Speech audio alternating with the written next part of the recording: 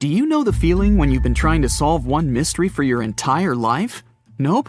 Well, Detective Anderson does. During almost 30 years of working for the police, he solved many riddles, caught hundreds of robbers, and helped save thousands of lives. There's a huge number of successfully solved cases on his record. At the age of 25, he caught a thief who changed his own face with plastic surgery once a year. When Anderson was 30, prisoners started breaking from jails all over the world. The detective successfully solved this case. At the age of 38, he discovered the secret base of a forbidden order in a volcano's mouth. By his 50s, he managed to explain all the most inexplicable things in the world. But there was something he couldn't solve. These were two mysteries from the 50s, cases of missing planes. All these years, Anderson has been scrolling through the details of this puzzle. Unfortunately, he was too young when this story began. All he had were guesses and notes. But today, a sudden thought struck him. For the first time in many years, he felt that he could finally solve this mystery. But to do this, he had to immerse himself in this story again. So he opened the closet and pulled out two old magazines with detailed articles about these incidents. The first one happened in the summer of 1955. July 1st, Pan Am Flight 914 was about to depart from New York Airport with 61 people on board. The plane model was a Douglas DC-4. It differed from modern aircraft, having giant propellers instead of turbines. So, all passengers fastened their seatbelts. The plane started taxiing down the runway, sped up, and took off. It went high into the sky and out of sight. Its destination was Florida. The flight time would be 3 hours. Dispatching services were watching the plane on their radar when suddenly, Pan Am 914 disappeared. The operator tried to contact the pilot but received no response. New York reported this to Florida. They said they couldn't see the plane either. Usually, pilots notify via radio if a plane crashes or gets into a storm. But this time, just nothing. After several unsuccessful attempts to establish the connection, they deployed large-scale search operations. Communication with the plane was interrupted when it was flying over the Atlantic Ocean. Therefore, the air company had to admit the aircraft crashed into the water. But this version had no proof. When planes fall that way, rescuers find floating debris. Some parts of the cabin or luggage always get to the surface. This time, rescuers found nothing. The plane didn't transmit any distress signals and didn't leave any traces of the crash. It seemed like it just disappeared into thin air. People forgot about this disaster for 37 years. And then, something bizarre happened. 1992, Venezuela, Caracas Airport. The control tower received a signal about an unknown aircraft approaching them. It was weird because it wasn't supposed to be there. There were no flights scheduled for that time. The plane was landing. The dispatcher and the rest of the airport staff understood that something was wrong here. The plane looked old, with huge propellers instead of turbines. After landing, the pilot contacted the airport. Where are we? The dispatcher asked him to identify himself. A few seconds later, he received an answer. We are Pan Am Flight 914 departed from New York to Florida with a crew of 4 people and 57 passengers on board. The dispatcher didn't know what to do next. He and the airport staff understood what kind of plane they were looking at. What was this plane doing 37 years later and almost 1,240 miles away from its destination? After a few seconds, the startled dispatcher turned on the microphone and said, It is September 9th, 1992. You know that? A long pause followed. Then, the pilot responded in a panic. Oh no. Jimmy, where are we? No! Stay away! Let's go now! The airport staff saw the pilot waving his hands in horror through the glass. Then, he started the engines and took the plane to the runway. Pan Am 914 increased its speed and took off. The dispatcher tried to stop him, but the pilot didn't respond. The plane disappeared into the sky, and no one else had heard of it since that day. Detective Anderson finished reading the article. He frowned and looked out the window. Raindrops were hitting the glass. The storm outside perfectly depicted what was happening in his mind at that moment. He seemed to know what had happened to that plane. All the clues were there, lying right in front of his eyes. But to know for sure, Anderson had to move on to the next case. It was another article, dated 1989. It happened in 1954. Santiago Airlines Flight 513 took off from West Germany Airport. The plane was due to land in Brazil in 18 hours. There were 88 passengers and 4 crew members on board. The plane hid behind the clouds and disappeared from all radar. Air traffic controllers were trying to contact the pilots, but didn't receive a response. 18 hours later, they called the airport in Brazil. Those dispatchers couldn't confirm this plane's landing and couldn't contact the pilots either. The search operation lasted for several months, but they found nothing. Just like in the Pan Am 914 case, the plane disappeared from radar while flying over the Atlantic Ocean. 2 years later, the search operation ended, and Santiago Airlines ceased its activities. October 12, 1989. Airport controllers in Brazil noticed a passenger plane that suddenly appeared on their radar. It didn't answer the airport staff's questions and just circled over the airbase. After a few minutes, the plane landed and nothing. No one opened the ramp. Passengers didn't get out. Pilots didn't respond. The aircraft was in perfect condition. One of the dispatchers realized that this was the missing Santiago Airlines Flight 513 that had been considered lost for 35 years. Airport staff approached the plane and opened the doors. What they saw there terrified them. The police, customs staff, doctors, detectives, and other airport staff members gathered around the plane. No one knew what to do next. There was no living person on board who could tell the truth. The plane disappeared in 1954 and appeared 35 years later in perfect condition without any damage. So far, no one has figured out what happened. Detective Anderson noticed the stories were very similar. Pan Am 914 disappeared in 1955. Santiago Airlines 513 vanished in 1954. The difference was almost a year. Anderson scratched his head and noticed another little detail. Both planes went missing from the radar the moment they were flying over the Atlantic Ocean. There are many myths about phantom ships and mysterious phenomena connected with the Bermuda Triangle.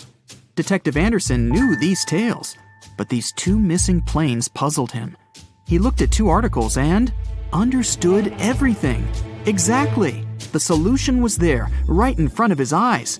Both stories were written in the same newspaper. There was no real dispatcher who communicated with the planes. Nothing was known about the passengers. No newspapers except this one published news about these missing aircraft. It seemed they just took the same story and changed the dates, locations, and names of flights. Yes, the case was solved. It was all fake. The rain stopped. Detective Anderson looked out the window and heard the sound of a passing train. He remembered another weird and fake story. A story about a phantom train. It took place in Italy in 1911. 100 passengers boarded the train of the Zanetti Railway Company. It went through the picturesque mountainous area, got into a mountain tunnel, and disappeared. No one else had seen the train since then. All the passengers were lost, but not for long. They appeared in the past. There were records dated 1845. One unknown doctor from Mexico City wrote about 100 Italians who appeared in the city from nowhere. They were all dressed strangely and talked about one mysterious train. This was a completely made-up story. There was no proof or records about this train and the people who got into the past. A loud sound interrupted his thoughts. Detective Anderson picked up the phone. He was silently listening to the person on the other end of the line. A minute later, he answered, "Yes." The detective put the phone down. It was a new mystery for him. In the Sahara Desert, the locals noticed a huge ship lost in the South Pacific 27 years ago. There was no crew on board, no cargo, and no flags. No one knew how it appeared among the sand, but wet mud formed around it because of moisture. It seemed like the ship had just teleported there from the water. Perfect! No fakes this time. Detective Anderson put on his hat and left the office. But this story is for another video. A plane with no identification marks is approaching the coast of Indonesia. It's not the most peaceful of times, and the flight operator is alarmed. 2 fighter jets take to the sky, about to take down the unidentified plane. It's all about to end in a disaster, when the fighters notice one strange detail. December 1st, 1941.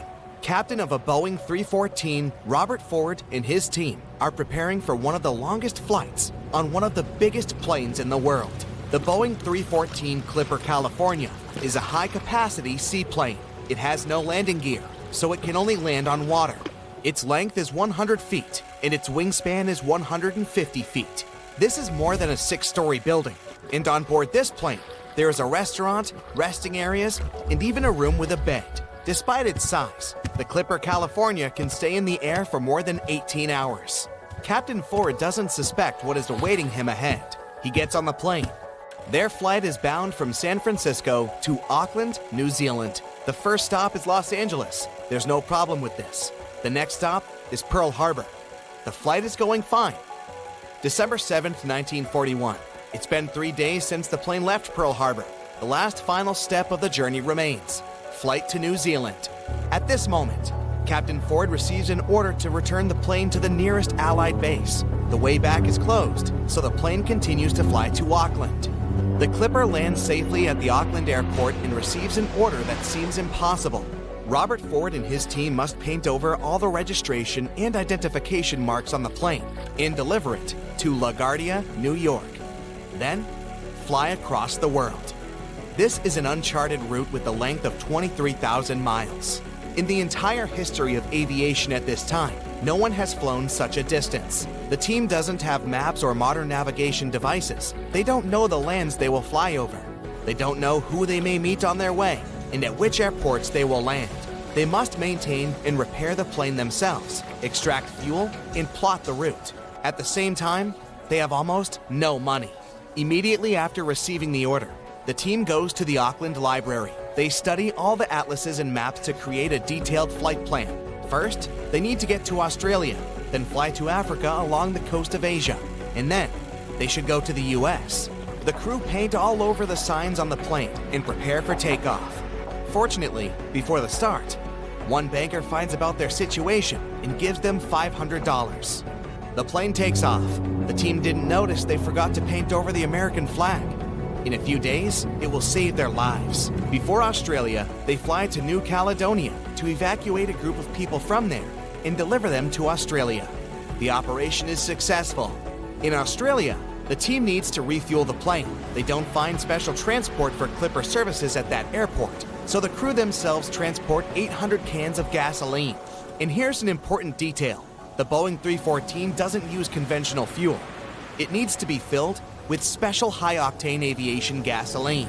Early in the morning, the Clipper takes off and heads to Indonesia. The flight is going fine. They are approaching the airport. Meanwhile, the captain of the base where the Clipper is supposed to land notices an unidentified plane. He doesn't know who's flying it and from where. No one warned him about it. It may be an enemy plane. 2 fighter jets take to the sky. They are approaching the Clipper and don't see any identification marks on its body. The pilots are about to attack, but at that moment, they notice an American flag. If Robert Ford hadn't forgotten to paint it over, then everything would have ended badly for him and his crew. The fighters allow landing. The Clipper lands on the water. A boat floats towards it to meet the plane's crew, but stops. It turns out the plane landed on a place filled with sea mines, so the boat doesn't dare to sail there. The Clipper approaches the port and miraculously avoids contact with mines. Robert Ford and the crew of the plane are well met. They are going too quickly to rest and hit the road. But then, a big problem surfaces. The plane is running out of fuel, and at that naval base, there is only ordinary automobile gas. Nobody knows if the plane engine is going to go with it. It may burn out or stop working altogether, but there's no choice. They fill the tanks with ordinary fuel. Captain decides to take off using the remnants of aviation fuel, and during the flight, they switch to tanks with ordinary gasoline. When this happens, the plane's engine begins to clap and rattle, but after a while, it calms down. The flight continues. For 19 hours, they fly on dangerous fuel. Their next stop is Ceylon. The sky is covered with clouds. the pilot doesn't see the coast in the airport, so he decides to lower the plane below the clouds. They fly at an altitude of 300 feet above the surface of the sea and notice a huge whale ahead. The plane flies closer, and it turns out it's not a whale. It's an enemy ship. The Clipper begins to gain altitude to hide back into the clouds. Finally, they are again surrounded by a white veil. The booms and blasts are heard behind and below the plane. The Clipper's flying with zero visibility for 60 minutes. Finally, the clouds are clearing and they see the port of Ceylon. The team makes a short stopover and proceeds with its journey. As soon as the plane takes off, one of the engines explodes. Fortunately, they didn't have time to fly far from the port, so they successfully landed the plane on the water and repaired the engine. The Clipper continues its mission. Now, Robert Ford's team flies mainly over land. This is very risky, since the aircraft doesn't have landing gear and it can't safely land on solid ground. Finally, they get to the Congo. The team has a great time here, gains strength, rests, and most importantly, gets high-octane aviation gasoline. Things are going great, but there's another ordeal ahead. Now, the aviators will have to make the longest flight in their journey. Their next stop is a port town in Brazil, and the distance to it is 3,500 miles across the ocean. The maximum flight distance of the Boeing is 3,700 miles. Any deviation from the course or a strong headwind can easily prevent the aircraft from reaching the port. Worried, the crew refill the tank and load additional fuel onto the plane. They leave the Congo, taking off along the narrow river. At this moment, the pilot notices the river ends a few miles away with a waterfall. The plane must urgently gain altitude, but it can't. The large amount of additional fuel bears the Clipper down. The waterfall is getting closer. In the last seconds, the plane manages to rise to the desired height. But even after the waterfall, Boeing still doesn't get high enough. It hovers right above the rocky coastal cliffs. A slight inclination can lead to a crash. Fortunately, they manage to pass unharmed. The plane rises to the perfect height. During the flight from the Congo to Brazil, the crew broke a new record. It's 23 hours and 35 minutes in the air. The tired crew make a long-awaited landing in the city of Natal. However, the rest doesn't last long. 2 hours later, they take to the air and head to the next stop, an airbase in Panama. January 6, 1942, 5:54 a.m. The already legendary Boeing 314 is approaching LaGuardia, New York. The team can't wait to finish their journey. They contact the dispatch, and he tells them they can't land the plane only after 7 a.m., since the air terminal starts working at this time. For an hour, Robert Ford and his crew are circling in the air. It was probably the longest hour of their lives. Finally, the mission is complete. The Boeing 314 becomes the first passenger plane to make an almost around-the-world trip. This long flight lasted more than a month. This plane spent 209 hours or 8 days in the air. During this time, it covered more than 30,000 miles and made 18 landings. The airplane involved was a Beechcraft Bonanza single-engine aircraft. On board, pilot Bruce Gernon had 2 passengers, his father and business partner. They took off from Andros Island in the Bahamas and headed northwest for the Florida coast. It was December 4, 1970. If you draw up a map, trace a line connecting the island of Bermuda, Puerto Rico, Miami, and back to Bermuda, what do you get? Yes, it's a triangle, a sinister polygon known for mysteriously swallowing over 2,000 ships and 200 aircraft over the centuries. Bruce Gernon's plane was within its hungry grasp. But this was a typical flight Bruce had made dozens of times before. The trip usually took about an hour and a half, with no hiccups or mysterious phenomena whatsoever. The men were no more concerned than you would be during your daily commute to work. Oh, but this time would be different. They would face very unusual circumstances indeed. Bruce took off and started gaining altitude. Strange things started happening right from the get-go. At an altitude of about 1,000 feet, he noticed a small cloud up ahead. But it kept growing. Not from the plane getting closer, this thing was actually getting bigger in size. Bruce had to fly through it, and he came out the other end just fine. Another mysterious cloud appeared at 11,500 feet. This one was massive, and Bruce had no other choice but to fly through it too. So he concentrated, took a deep breath, and in they went. At that moment, it got dark as night all around the aircraft.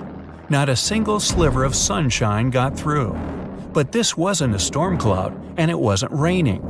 Bruce was starting to get worried, and then, bam! He saw flashes of white light. They would appear and vanish quickly like lightning. But this pilot knew this certainly was no lightning. The flashes were so bright, they lit up the whole space around them. Bruce kept flying for another 30 minutes when he realized this was the same cloud he had gone through earlier when he started to climb. But now the cloud was cylindrical, and the plane was flying through its center. It was about 1 mile wide and seemed endless. Bruce thought he could never get out of that trap. But a minute later, he saw light at the end of the tunnel. He kept that yoke straight ahead. He was almost out of this nightmare. But all of a sudden, unexplainable things started happening again. The walls of the cloud tunnel began to narrow. They were closing in on the plane. The navigational instruments started wigging out. The compass was spinning by itself counterclockwise. The electronic instruments were all malfunctioning. It was like the plane was being operated by something else, or it was moving inside some kind of current. All of Bruce's attempts to take control were to no avail. He kept flying through that tunnel, bound and determined to get out of this thing and live to tell the tale. The walls kept narrowing, smaller and smaller, wrapping like a vortex. Bruce was running out of time. He had to get out of this place fast. The next 20 seconds were the most intense of his life. But then, he burst out of this foggy trap. As Bruce described later, he felt weightless for 5 seconds as his plane left the tunnel. The clouds dispersed, and now the aircraft was in a grayish haze. The men let out a big sigh of relief. He immediately grabbed the radio and contacted ground control. Bruce wanted them to determine his location. But when the dispatcher looked at the green screen, his face became contorted with confusion. Bruce's plane wasn't on the radar. It was as if the thing was invisible. But then the dispatcher said the aircraft was already in Miami airspace. Bruce was utterly shocked by this information. It just couldn't be true. The distance the Beechcraft was supposed to cover was about 250 miles. Remember, the whole trip usually took around 90 minutes. But this time, it took just 47 minutes to get to the destination. This model of aircraft can only cruise at about 180 miles per hour. Do the math, and anyone would understand that this was physically impossible. The dispatcher must have made a mistake. But when the clouds parted, Bruce saw that he really was over Miami.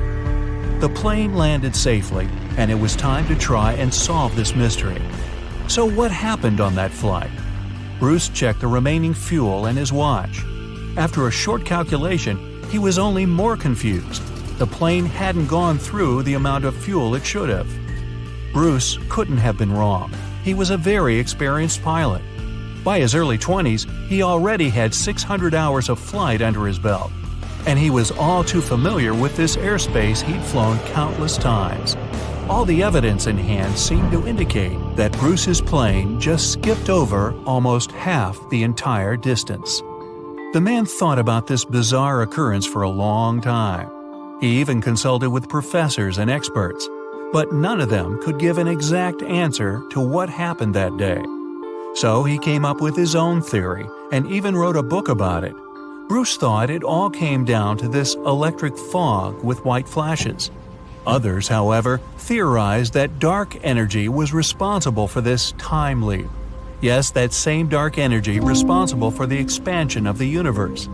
This energy could have curved time-space like a black hole, forming this strange tunnel. Bruce accidentally hit it, but he was lucky to get out of there. That's how he got into Miami airspace so fast. But dark energy is just a theory attempting to explain the unexplainable. To this day, there is no real answer for how Bruce was able to travel that distance in such a short time. But some details still can be explained. Archive records show that 84 sunspots were recorded that day, as well as a huge solar wind moving almost 440 miles per second. This would cause disturbances in the Earth's magnetosphere that could throw off the plane's instruments and radars. So Bruce's version that he was in an electronic fog could be right. And about these weird clouds. The thing is, they're pretty commonplace things in this area. Zones with low and high pressure are constantly colliding there. The result, storm clouds. Perhaps that cloud growing before Bruce's eyes was simply two massive air currents crashing into each other. But so far, no one has been able to explain how the plane got to Miami so fast. Well, maybe in the future the truth will be revealed. In the meantime, it remains another mysterious riddle of the Bermuda Triangle. But it's still by far not the most shocking incident there. In 1945, a total of 5 planes went missing in the Bermuda Triangle all at once. On December 5th, some Navy student pilots were training in the area. The day's lesson? Navigation. Ironically enough, they couldn't find their way back to the base and got lost. Many people assume they ran out of fuel. This is likely to have caused the incident, but the circumstances were very strange. The students were under the supervision of an experienced lieutenant who had 2,500 flight hours. He would never let a bunch of newbies go so far that they'd get lost.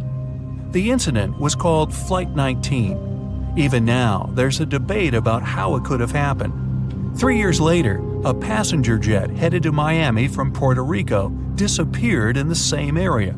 There were 29 passengers and 3 crew members on board. The weather was clear throughout the flight. But experts believe that when the plane was about 50 miles off the coast of Miami, it could have been hit by a strong wind that knocked it off course. Years later, divers found a similar-looking plane in the waters. But since it was lacking certain details and registrations, no one could confirm that it was the missing Miami-bound aircraft. The next month, in January 1948, another plane went missing in Bermuda. 25 passengers and 6 crew members just vanished somewhere between Azores and Bermuda. The mystery of this plane's disappearance, along with countless others, remains unsolved.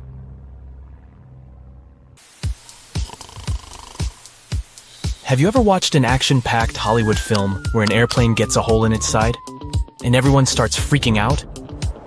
Stuff starts flying all over the place and people are barely staying in their seats. Well, in real life, a small hole in the plane's body isn't going to cause that much drama. However, I have an incredible story to tell you about a pilot who actually managed to land a plane with half of its roof missing. Can you believe it? Make sure your seatbelt is fastened because this one is going to be a wild ride. On April 28, 1988, a Boeing 737 owned by Aloha Airlines took off from Hilo International Airport en route to Honolulu. Before this flight, the plane had already flown 3 short trips from Honolulu to Hilo, Maui, and Kauai. Everything was chill that day, and the weather was nice and calm. It looked like smooth sailing all the way. The captain of the flight was Robert Schornsteimer, and the co-pilot was Madeline Tompkins, both experienced pilots with thousands of flight hours in the Boeing 737. Bright and early that morning, before taking off from Honolulu, Madeline did the regular pre-flight inspection and said that everything was good to go. At 11 a.m., they took off from Honolulu and went to Maui, then Hilo. When they got to Hilo, they didn't leave the cockpit or check the plane from the outside. It wasn't a requirement, so why bother? At 1:25 p.m., the plane took off for the final leg of the round trip, with 95 people on board.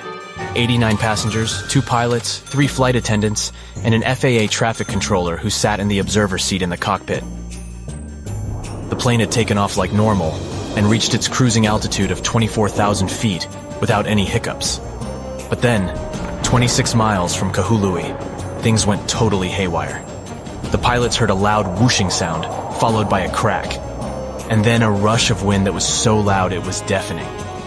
Turns out, a small section of the roof on the left side had come loose, causing the plane to decompress explosively.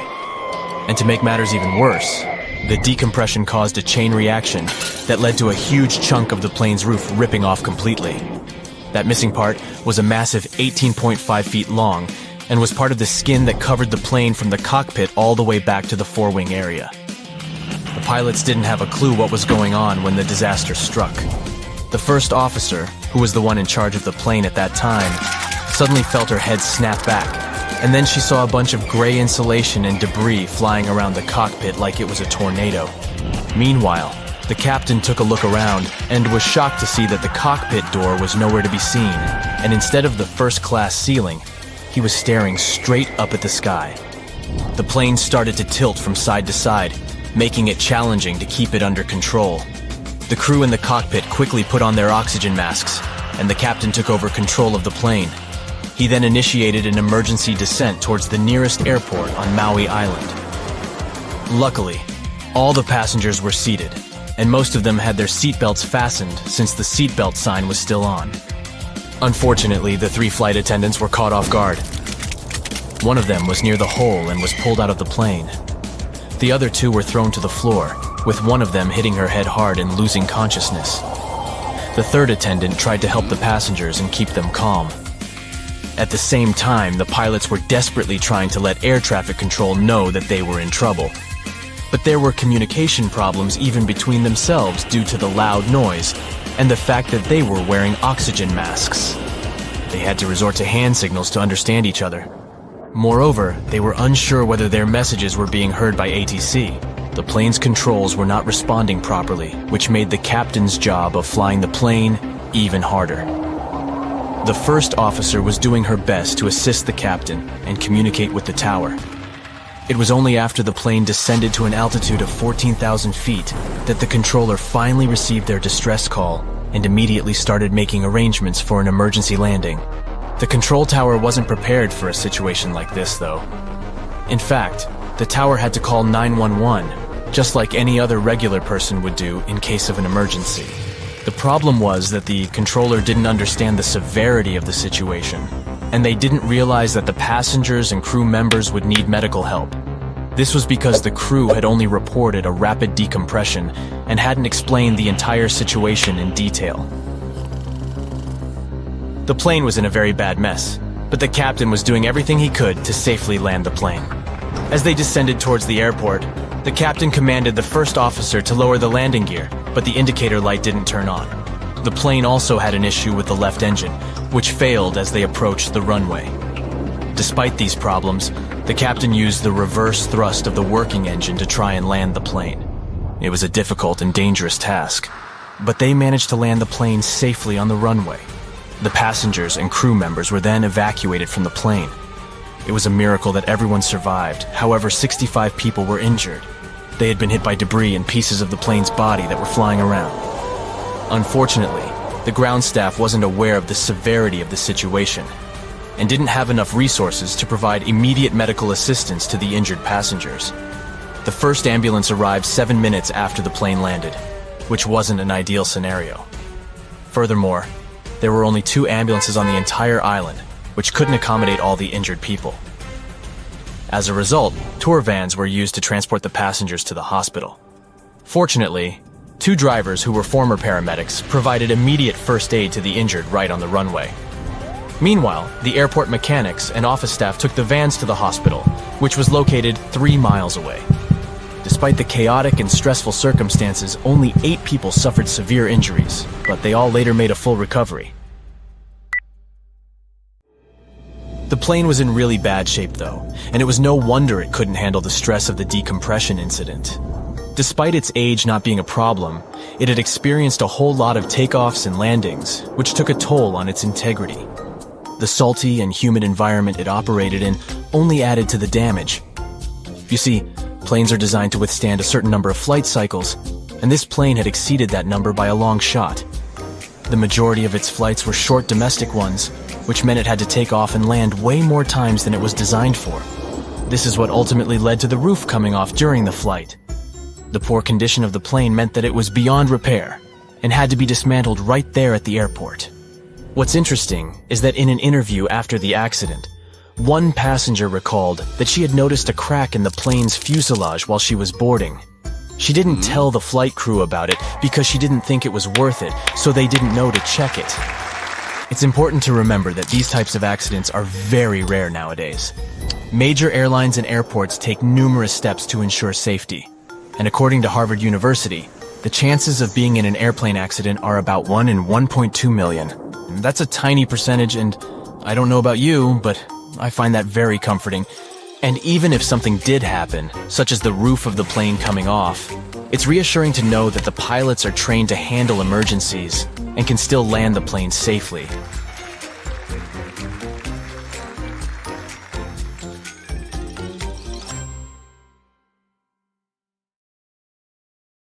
It was Friday, February 19, 1937. A Stinson airplane was traveling from Brisbane's Archfield Aerodrome to Sydney. There were 7 people on board, 5 passengers and 2 pilots. Along the way, the plane was meant to pick up some passengers in Lismore, but it never arrived.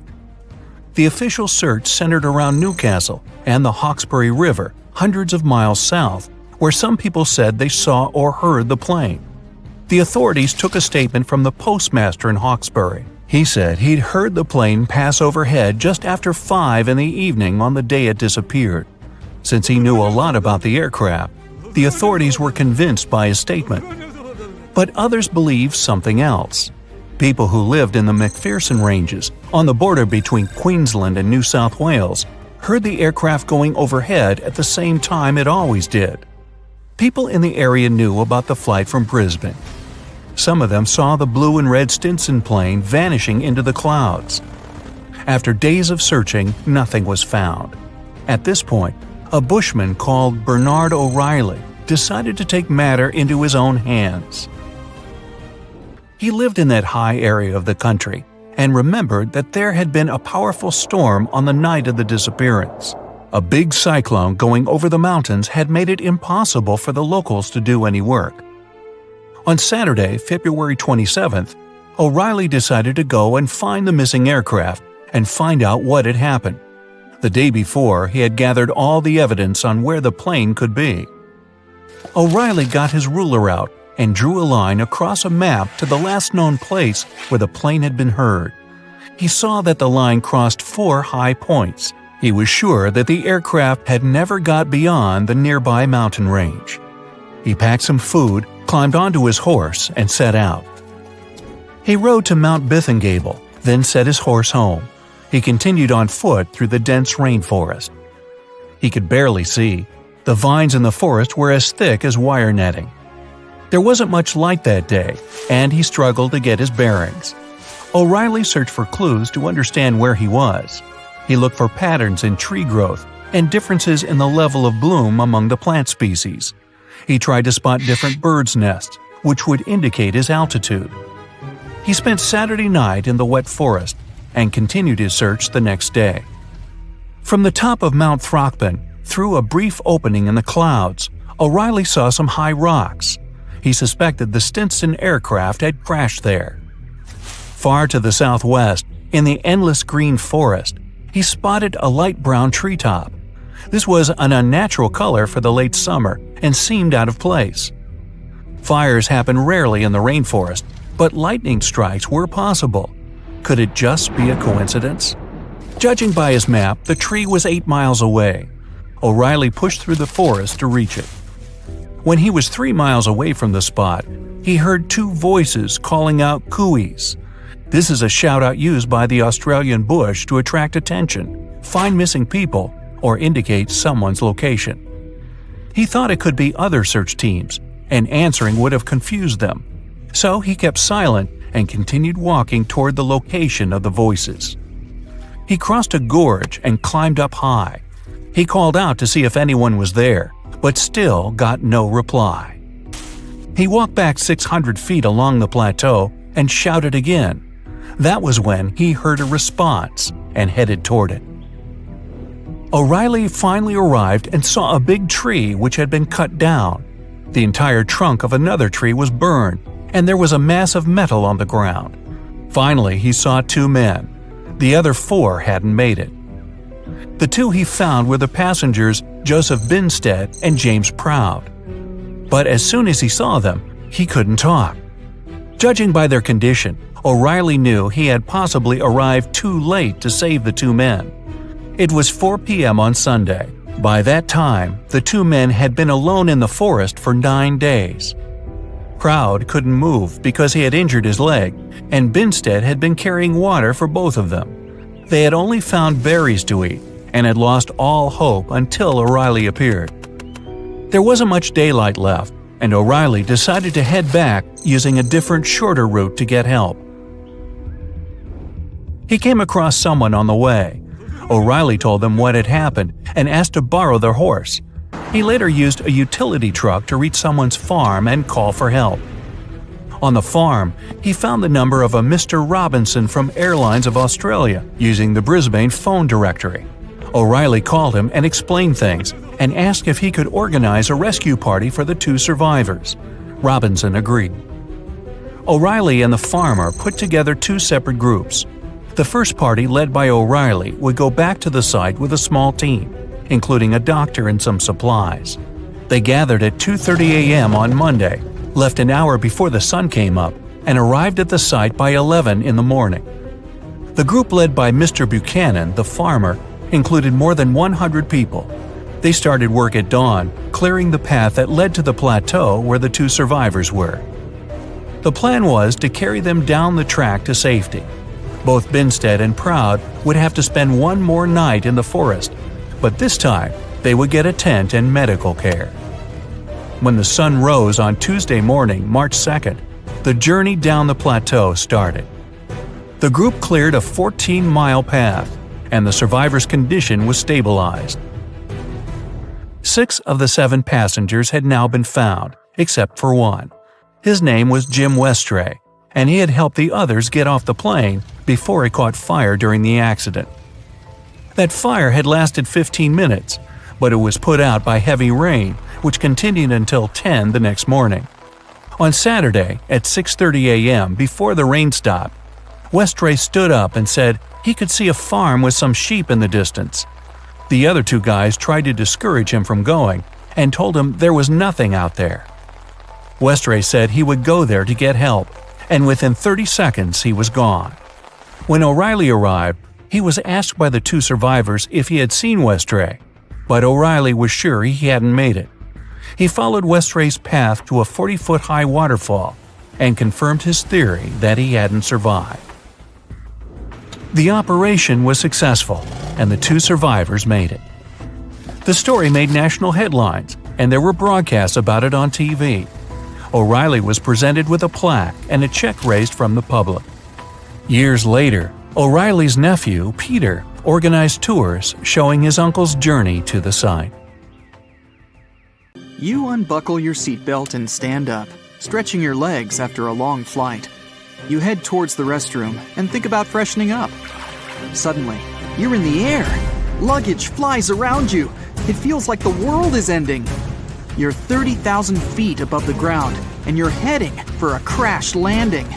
Before you have any more time to think, everything goes black. In early 2001, a massive Boeing 747 carrying over 400 people took off from Tokyo Haneda International Airport.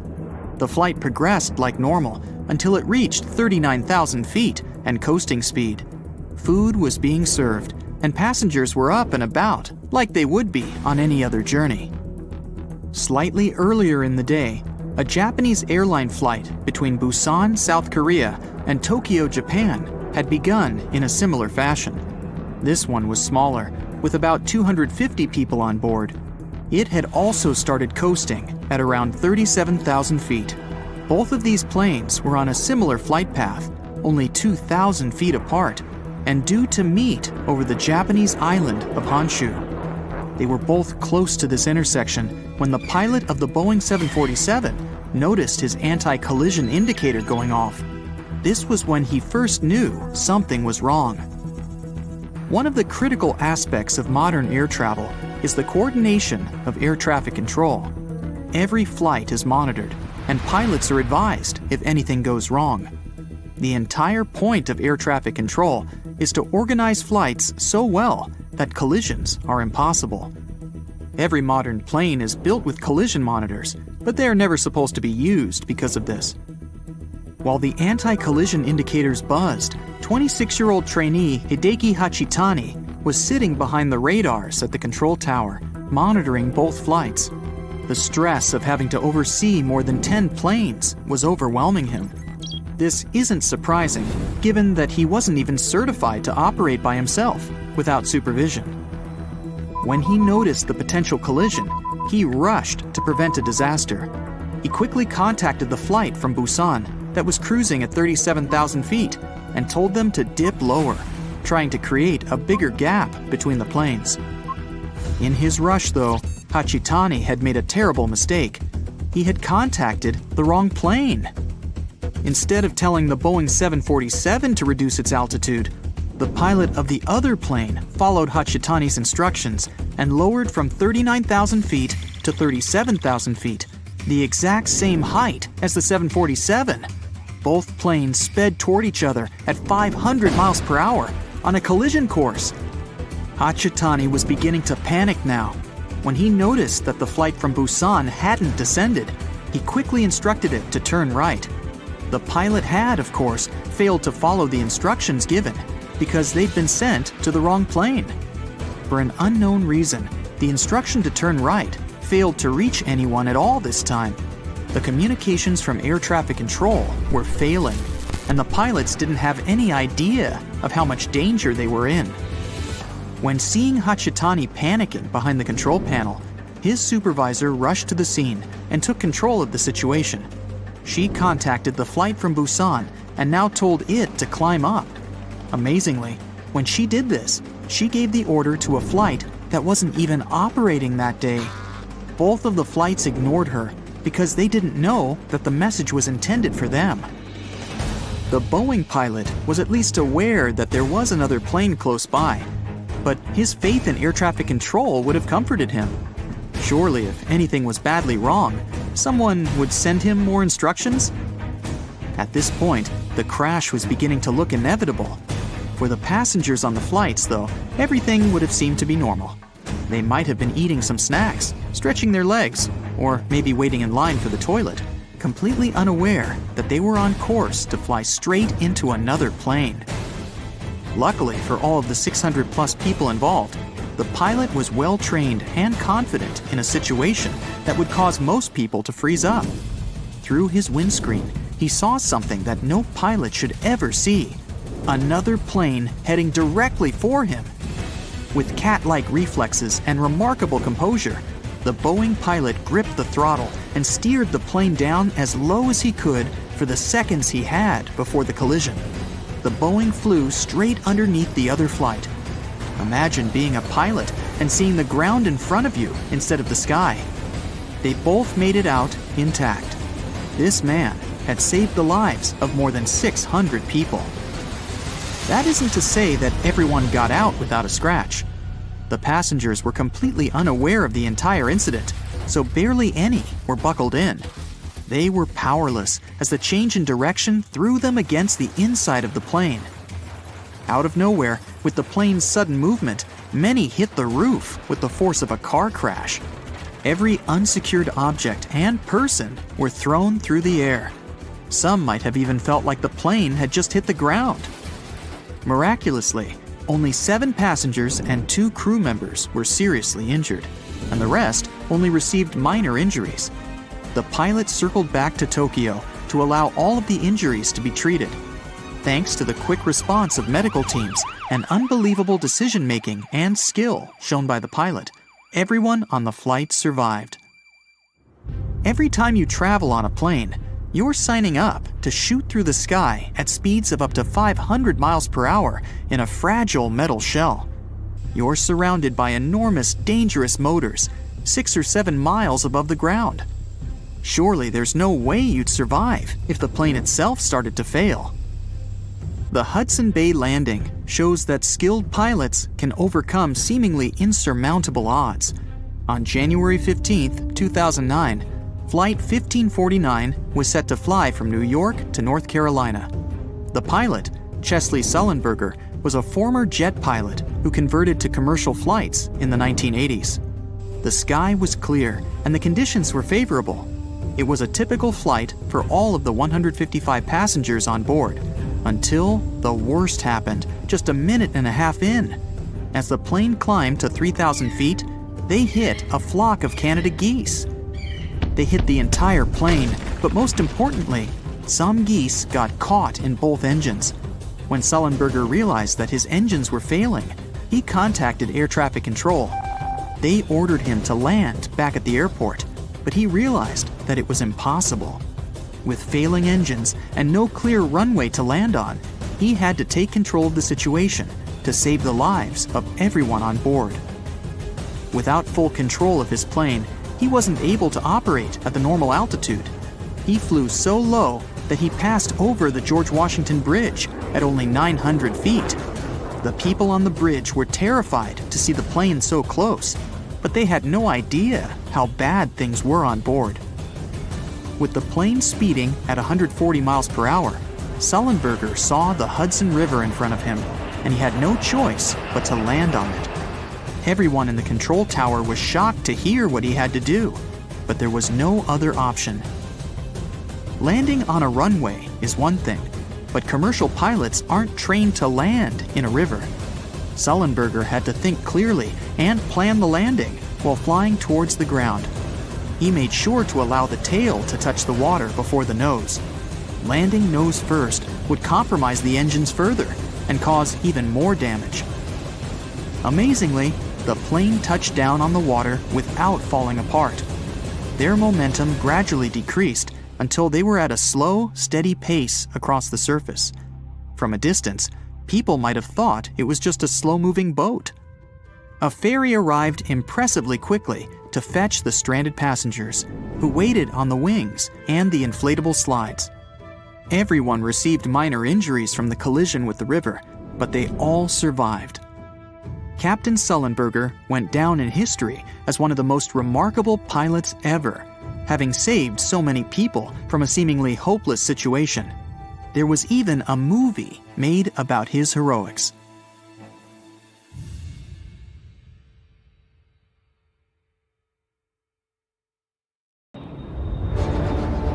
The plane had been in the air for a mere 25 seconds when the pilots noticed weird noises and bizarre vibrations. They tried several ways to improve the situation, but nothing worked. The engine surges continued, and just over a minute into the flight, when the plane reached 3,000 feet, both engines failed. First the right one, 2 seconds later the left one. The pilots decided to return to the airport they had just left. At the same time, they tried to restart the engines. Nothing seemed to work. The flight crew made a decision to pitch the plane down and then level it off. Perhaps it could help them gain some speed for the glide. But soon, they realized they wouldn't make it to the airport. Was the plane going to crash? That's when the miracle at Gotrura occurred. The morning before the flight started as usual. Regular pre-flight procedures, good weather. The members of the flight crew were experienced pilots. A 44-year-old Danish captain with over 8,000 flight hours under his belt, and a 34-year-old first officer from Sweden with 3,000 hours. So, what could go wrong? The plane itself was almost brand new. It was a McDonnell Douglas MD-81 nicknamed Dana Viking. It made its first flight on March 16, 1991. By that fateful day, the aircraft had been in service for a mere 9 months. There were 122 passengers and 7 crew members on board. Flight 751 Scandinavian Airlines was a scheduled flight from Stockholm, Sweden to Warsaw, Poland. On the way, the plane was supposed to make a stop in Copenhagen, Denmark. The aircraft took off from Stockholm according to its schedule at 8:47 a.m. local time. But by that point, the people inside had already been doomed, all because of a terrible sequence of events before the departure. It started the night before. The plane arrived at Stockholm Airport after a flight from Zurich. It was 10:09 p.m. The aircraft spent the night at the gate outside. It was cold. The temperature dropped to 34 degrees Fahrenheit, just above freezing. What made the situation even worse was that almost 6,000 pounds of freezing cold fuel, chilled during the night, still remained in the tanks located in the wings. The fuel was so cold because the plane had been flying at the cruising altitude, where the air temperature outside the cabin varied from -61 to -80 degrees. The flight from Zurich lasted around 1 hour and 40 minutes. Soon after midnight, a flight technician came to check on the aircraft.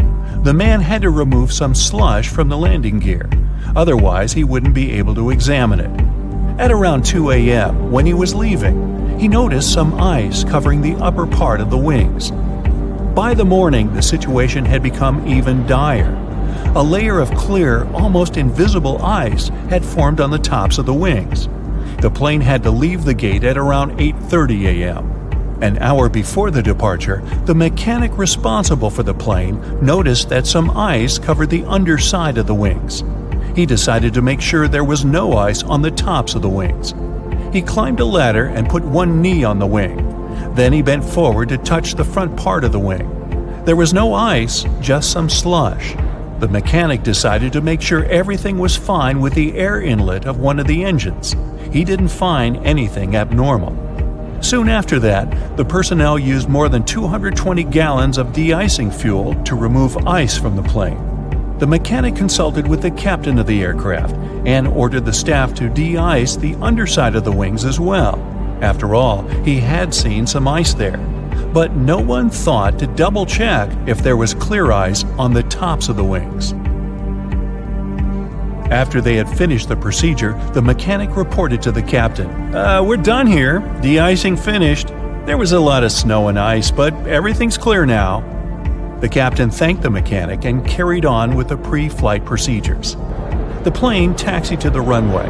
Its engine's anti-ice systems were switched on and didn't show any malfunction. But several passengers later claimed they had seen ice sliding off the upper side of the wings while the plane had been taking off. And still, the plane left the ground and headed for Stockholm as usual. But shortly after the takeoff, several pieces of the overlooked ice broke off. At full speed, they slammed into the fans of the engines near the tail on both sides of the plane, ruining the blades. It led to a series of surges, and the rest is history. Meanwhile, somewhere in the cabin, Scandinavian Airlines flight captain Per Holmberg, who was on board as a passenger, noticed something was amiss. At first, he informed the flight attendant sitting in the rear jump seat that the right engine was surging. She tried to contact the flight crew, unsuccessfully. Then, the ununiformed captain rushed to the cockpit and asked if he could help the pilots. The first officer gave him the emergency checklist, and the captain asked him to start the auxiliary power unit, a small gas turbine in the tail of the plane. Holmberg's advice and help were invaluable, but was it enough to save the plane and the people inside? When the plane emerged from the cloud cover at an altitude of 890 feet, the pilots realized they wouldn't have enough time to make it back to the airport. An immediate emergency landing was unavoidable. The assisting captain passed the order to the cabin crew, and they started preparing the passengers. There was a large field to the north of the plane, but the captain realized they didn't have enough time to reach it. So he chose a much smaller field in a forested area in the direction of flight. It was not far from the village of Gotrura in upland Sweden. The plane was just 1,300 feet above the ground when the assisting captain started extending the flaps. At a height of 183 feet, the captain reported to Stockholm Control, "We're crashing to the ground." 7 seconds later, the plane hit several trees and lost a huge chunk of its right wing. By that time, the landing gear had already been extended and the speed had decreased to 139 miles per hour.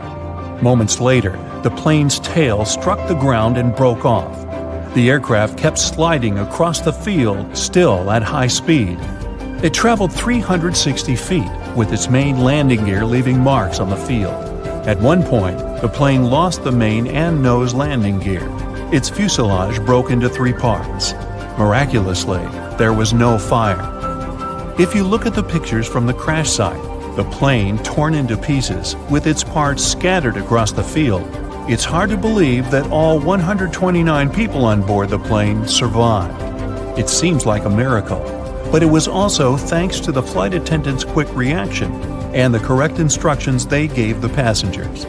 They didn't panic and told the people to adopt the brace position just in time to avoid fatalities. Even more surprising, almost all passengers, except for 4 people, made their way out of the plane on their own. No wonder this accident was nicknamed the Miracle. The aircraft, though, wasn't as lucky. The 9-month-old plane was damaged so badly that it was an immediate write-off. Everyone praised the actions of the flight crew. The landing was incredibly skilled, especially in such a fast-developing, very dangerous situation. The captain himself admitted that few pilots were ever forced to put to the test the skills they got during training, at least not to this degree. He said he was proud of his crew and relieved that everyone had survived, and he never returned to piloting commercial planes. The plane broke into 3 large pieces and crashed onto the hillside, scattering parts all over the snowy ground. The wings ripped off, and the main body of the aircraft split into 2 parts. Flames crackled from what was left of the airplane. 7 out of 9 crew members survived the crash. They were all part of the 1946 U.S. mission to map the Antarctic continent. There were 13 ships, 23 aircraft, and 4,700 people to do the job. They only had 2 months of summer down there before the weather got too bad. USS Pine Island took 3 seaplanes on their mission. One of the planes, called George 1, had a crew of 9 people. They went on their first 10-hour mission. Later, when it was time for the second flight, the weather got worse, with stormy seas and low visibility. But they decided to take the chance and fly anyway. It was supposed to be an epic adventure, and even the captain of Pine Island joined the expedition. The pilot, Ralph Frenchy LeBlanc, was very experienced and not worried about the weather. The plane was tied to some small boats, but the waves were so strong that the lines holding it were damaging the plane's metal body. Crew members had to attach 4 special rocket boosters, called jet-assisted takeoff bottles, to help the plane lift off. It managed to do so after a run of about 5 miles, but got straight into a blinding snowstorm. James Robbie Robbins was just 19 years old back then, but already had 1,500 hours of experience as a radar operator in that type of seaplane. He once successfully flew 9 hours through thick fog and clouds in Greenland, so he trusted his abilities. The radar showed a mountain range 20 miles ahead and icebergs spread out, and it was all correct.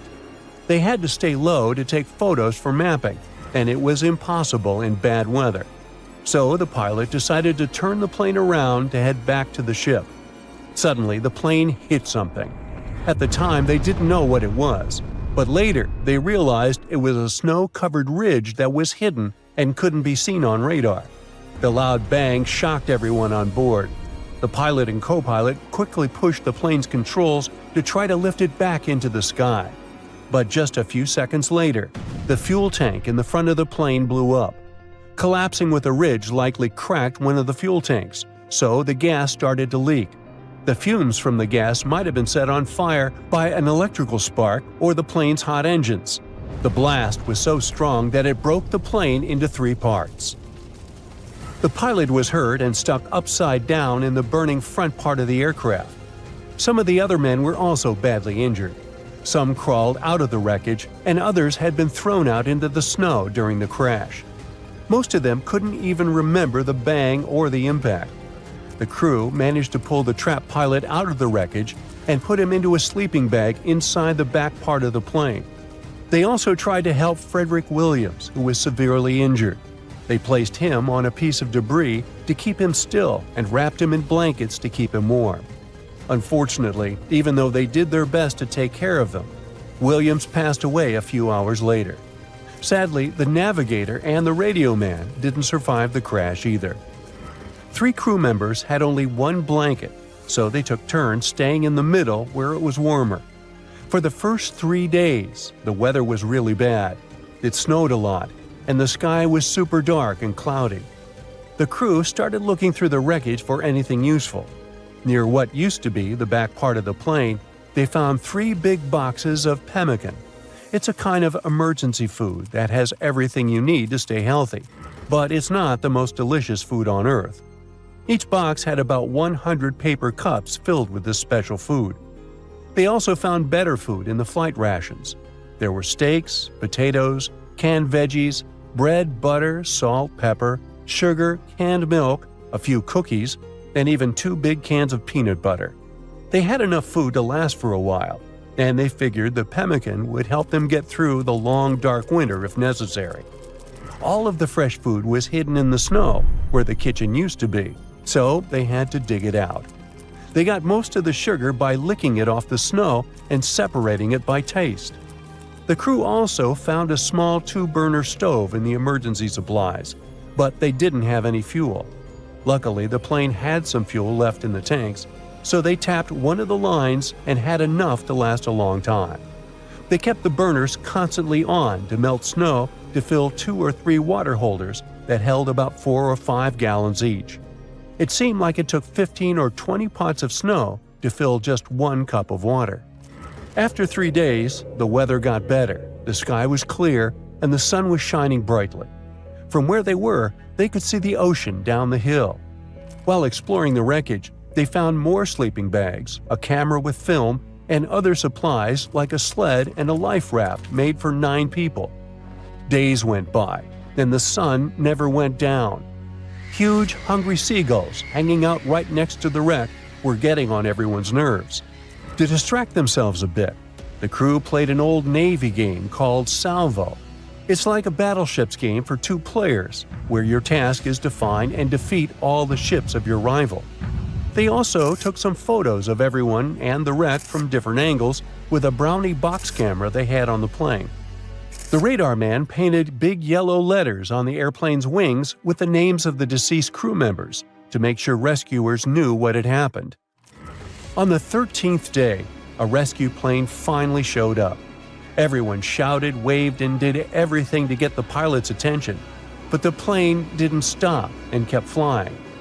2 hours later, it came back, and Robbins, in a hurry, threw fuel onto a pile of flammable stuff to set it on fire. The bang was so big, it burned his eyebrows, but it worked. The plane turned and flew toward them, wiggling its wings as a sign it saw them. The pilot dropped a note attached to a weight.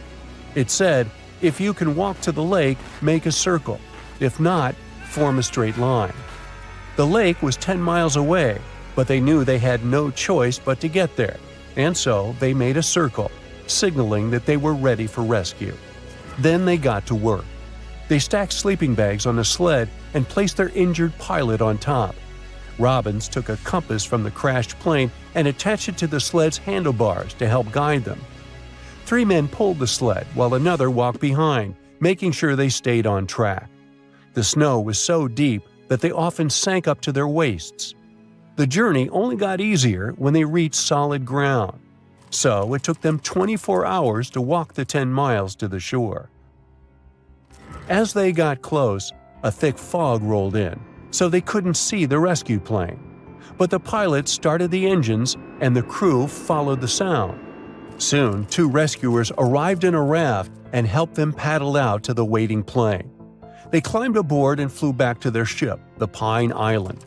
All the survivors were taken to the USS Philippine Sea and later returned home. For 6 of the 9 men who crashed on Thurston Island, life continued.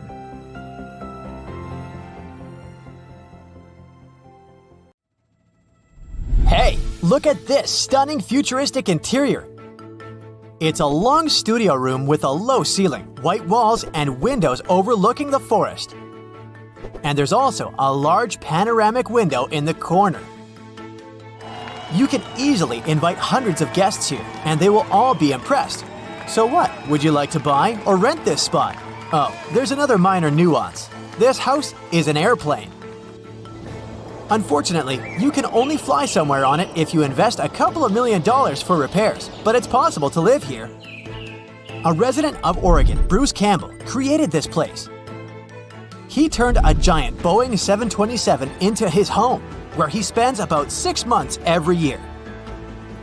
Bruce installed 2 bathrooms and a shower, made a kitchen, and equipped this place with electricity.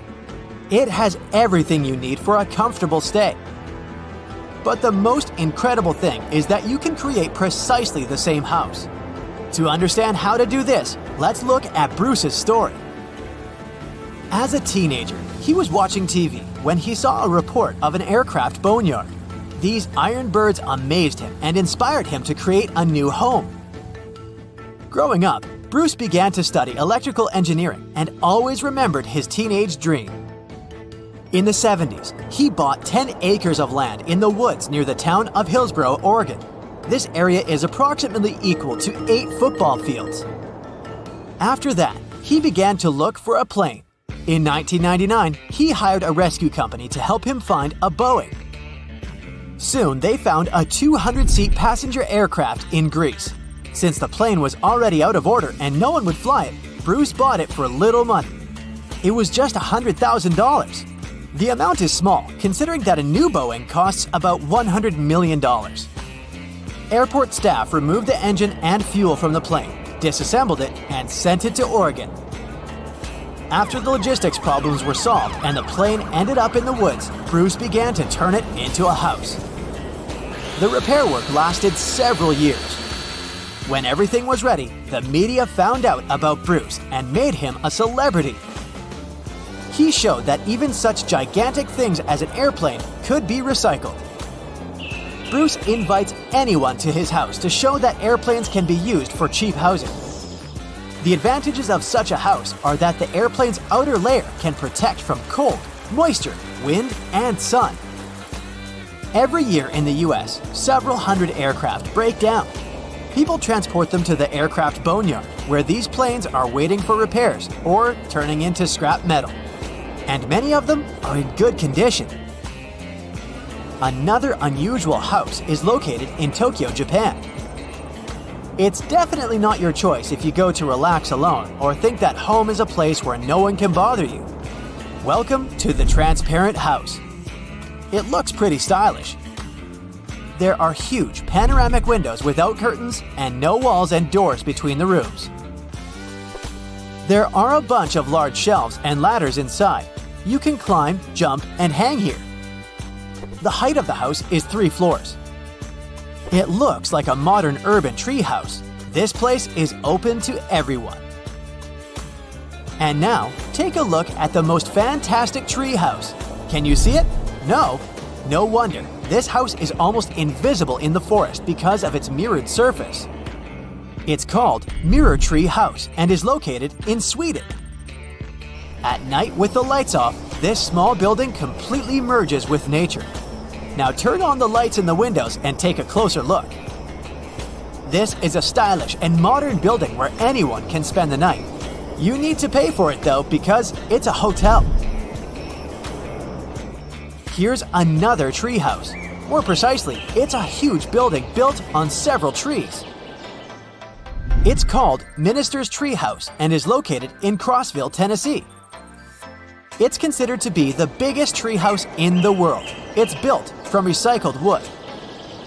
It occupies almost 5 floors in height and has several rooms. If elves lived in the forest, then this house would be their bank or the administration of the woods. Let's get down from the trees to the ground, more precisely, under the ground. It's not even a house, but a small town. And every building here is pretty unusual. You won't see this town from the outside. All houses, cafes, post offices, and other buildings are located in the pits from which pipes protrude, releasing steam. Welcome to Coober Pedy, Australia. Enter any house and see that there is ground instead of the usual walls and wallpaper. Such unusual architecture is because this place is the world's largest reserve of opal. Most of these minerals, which are sold all over the world, are mined in this city. Opal was first found in these lands in 1915. Since then, people have been coming here to search for precious stones. There are no mining companies here because it's impossible to determine large deposits of opal with the help of technology. Therefore, people mine it manually with picks and shovels. This work is quite long and difficult. So, the town residents rent a place where they dig and build a house. Spread your arms in different directions. That's the width of our next house. The distance from one wall to the other is less than the length of your body. It looks tiny, but people are happy to live here. Welcome to the Current House. The narrowest house in the world is located in Poland. On the streets of Warsaw, you will easily notice it. It's like it's stuck between two buildings. Everything is pretty cute and stylish inside. The white interior adds a feeling of extra space. The Current House serves as a transit point for travel writers. If you're working on a book, this place will be a great source of inspiration for you. This house looks like something from another planet. It's called Robert Bruno's Steel House. It stands on 4 legs, has a strangely shaped window, and is made of metal. This strange house is located in Ransom Canyon, Texas. This is the creation of the sculptor Robert Bruno. He built it from the 70s until 2008.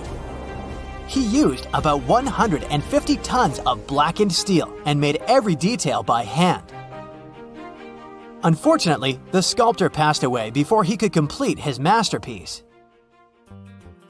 There's a toilet house in South Korea, close to Seoul. This big building looks like a giant toilet bowl. It's made of steel, white concrete, and glass. The purpose of this house is to promote the hygiene and sanitation of toilets. Many diseases are spread because of poor cleaning. Inside the toilet, you will find 2 guest rooms, 2 bedrooms, and 3 bathrooms.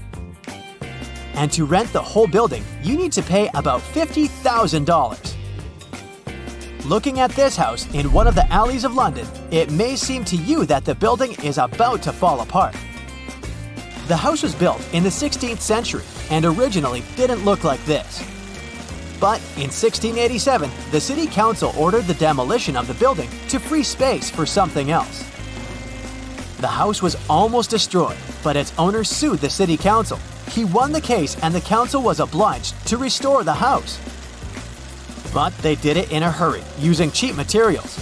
For many years, the wood has been bending and the house has got such an unusual shape.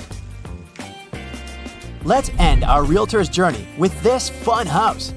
People who love skateboarding will be delighted to visit this place. Welcome to Skateboard House Malibu, California. You don't leave your home to start riding. The whole house has a circular curved shape and there's no corners in it. There are beds and tables here, which you can also use for tricks. An engine explodes during takeoff. The water injection system is switched off, and communication is lost. Now, this doomed plane faces the imminent threat of crashing into Athens or a hill. Will the captain be able to defy all odds and save over 400 lives on board? Stay tuned.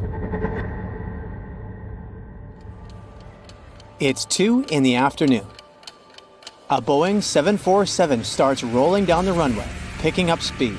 Just as Captain Sifis Migades lifts the nose of the aircraft, he's surprised by a loud bang. He has no idea what's just happened, but he's left with no options. The fully loaded plane is moving too fast to stop on the short runway space still left. The airplane begins its risky takeoff, and it's now heading straight for downtown Athens, which is absolutely crowded on a hot summer evening in August 9th, 1978. After the loud explosion, a flight attendant in the back takes the intercom and warns the crew about the catastrophic failure of engine number 3 located on the right side of the airplane. The flight attendant says, "I think we're screwed." And here's an honest, "Yeah, I know." The original plan of the Olympic Airways Flight 411 was a direct shot from Athens to New York. But now, this massive 370-ton jumbo jet simply doesn't have enough power to keep going up. The stress is through the roof. The flight is fully loaded with 18 crew members and 400 passengers, who are mostly US citizens returning from their Greek summer vacation. Little do they know that the pilot still has to face 4 major problems in a 93-second period to ensure everyone stays alive. The first issue has to do with water injection. You see, this Boeing has 4 engines.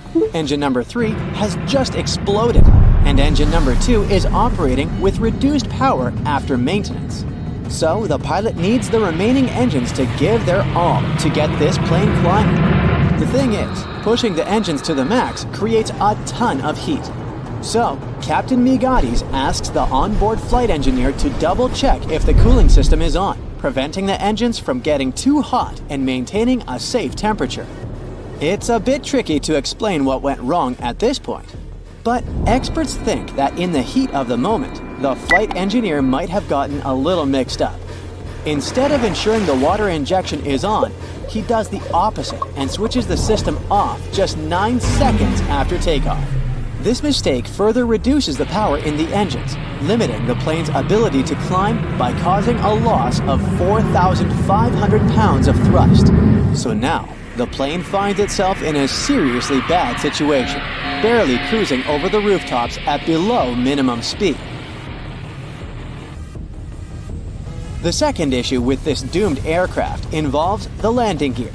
The 55-year-old pilot had already had over 30 years of experience when he was assigned to command this flight. So he decides to make a bold move by telling his co-pilot to pull up the wheels at 35 feet above the runway. This move isn't just risky, it's straight up against Boeing rules in situations like this. Pilots usually have to wait until the aircraft gains a bit more altitude to pull up the wheels, because popping those landing gear doors open for 15 seconds adds more resistance against the plane's forward motion. In other words, it basically slows the plane down, and that's why the co-pilot hesitates for a second before agreeing to break the rule. Against all odds, the 411 flight stays in the air, but the problems are far from over. This leads us to the third issue. The plane is getting dangerously close to hitting one of the oldest capital cities in the world, Athens. The flight started from Ellinikon International Airport. This was the main airport for the Greek capital for decades, and it was known as one of the trickiest and riskiest airports in the world. Picture this: 2 short runways, side by side, squeezed between the Aegean Sea and large mountains. Even though there were 2 runways, they mostly used just one, the one pointing planes straight at the center of Athens. Because of that, pilots had to make an immediate left turn right after takeoff, changing the flight path over the sea. Now you might be wondering, why doesn't Migades just turn left already? Well, the speed of the 747 is way lower than it should be at this point. If he makes a turn, the plane might descend even more, upping the chances of crashing right into the city. So, the captain decides to keep climbing, following a straight path while he's figuring out Plan B. Do you remember that the airport is surrounded by mountains? Well, this is problem number 4. The pilot knows that in about a mile, the airplane will face a hill that's about 200 feet tall. As Migades watches Pawnee Hill getting closer and closer, he decides to give up a few knots of airspeed to gain the altitude he desperately needs to fly over the hill. Migades feels relief when he sees that his risky plan has worked. The airplane flies over the hill with only 9 feet to spare. Yet, the relief fades quickly.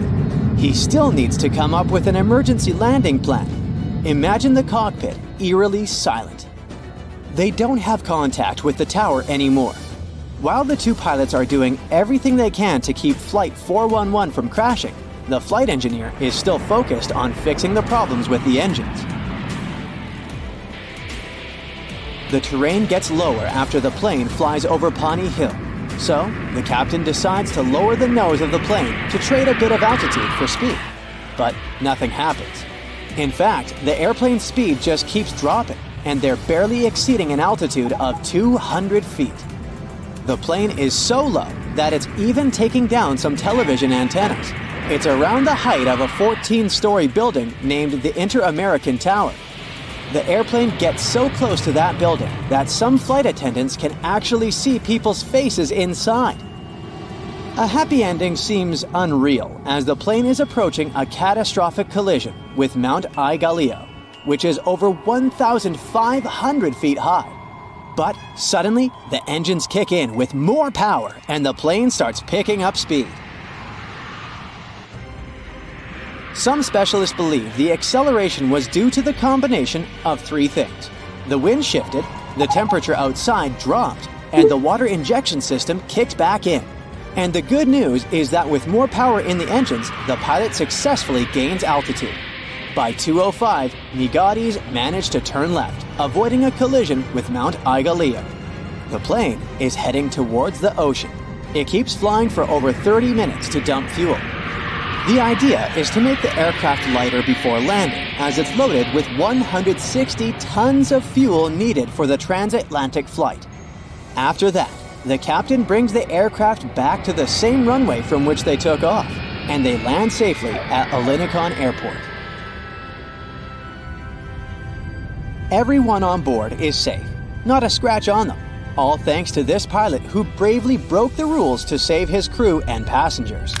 Now, picture the wild applause on the ground, and Migatis' daughters eagerly waiting for their father as he exits the plane.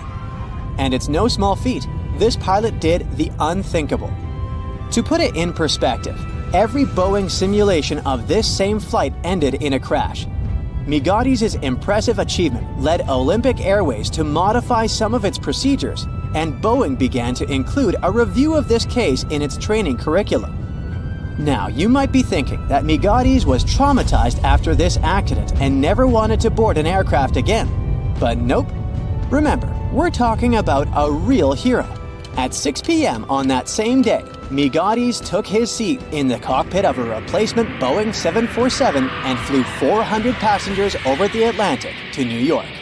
As for the aircraft, it stuck around with Olympic Airways for a couple of years until it joined Trans World Airlines in 1985. This 747 Boeing's career ended in 1997 after 24 years of service.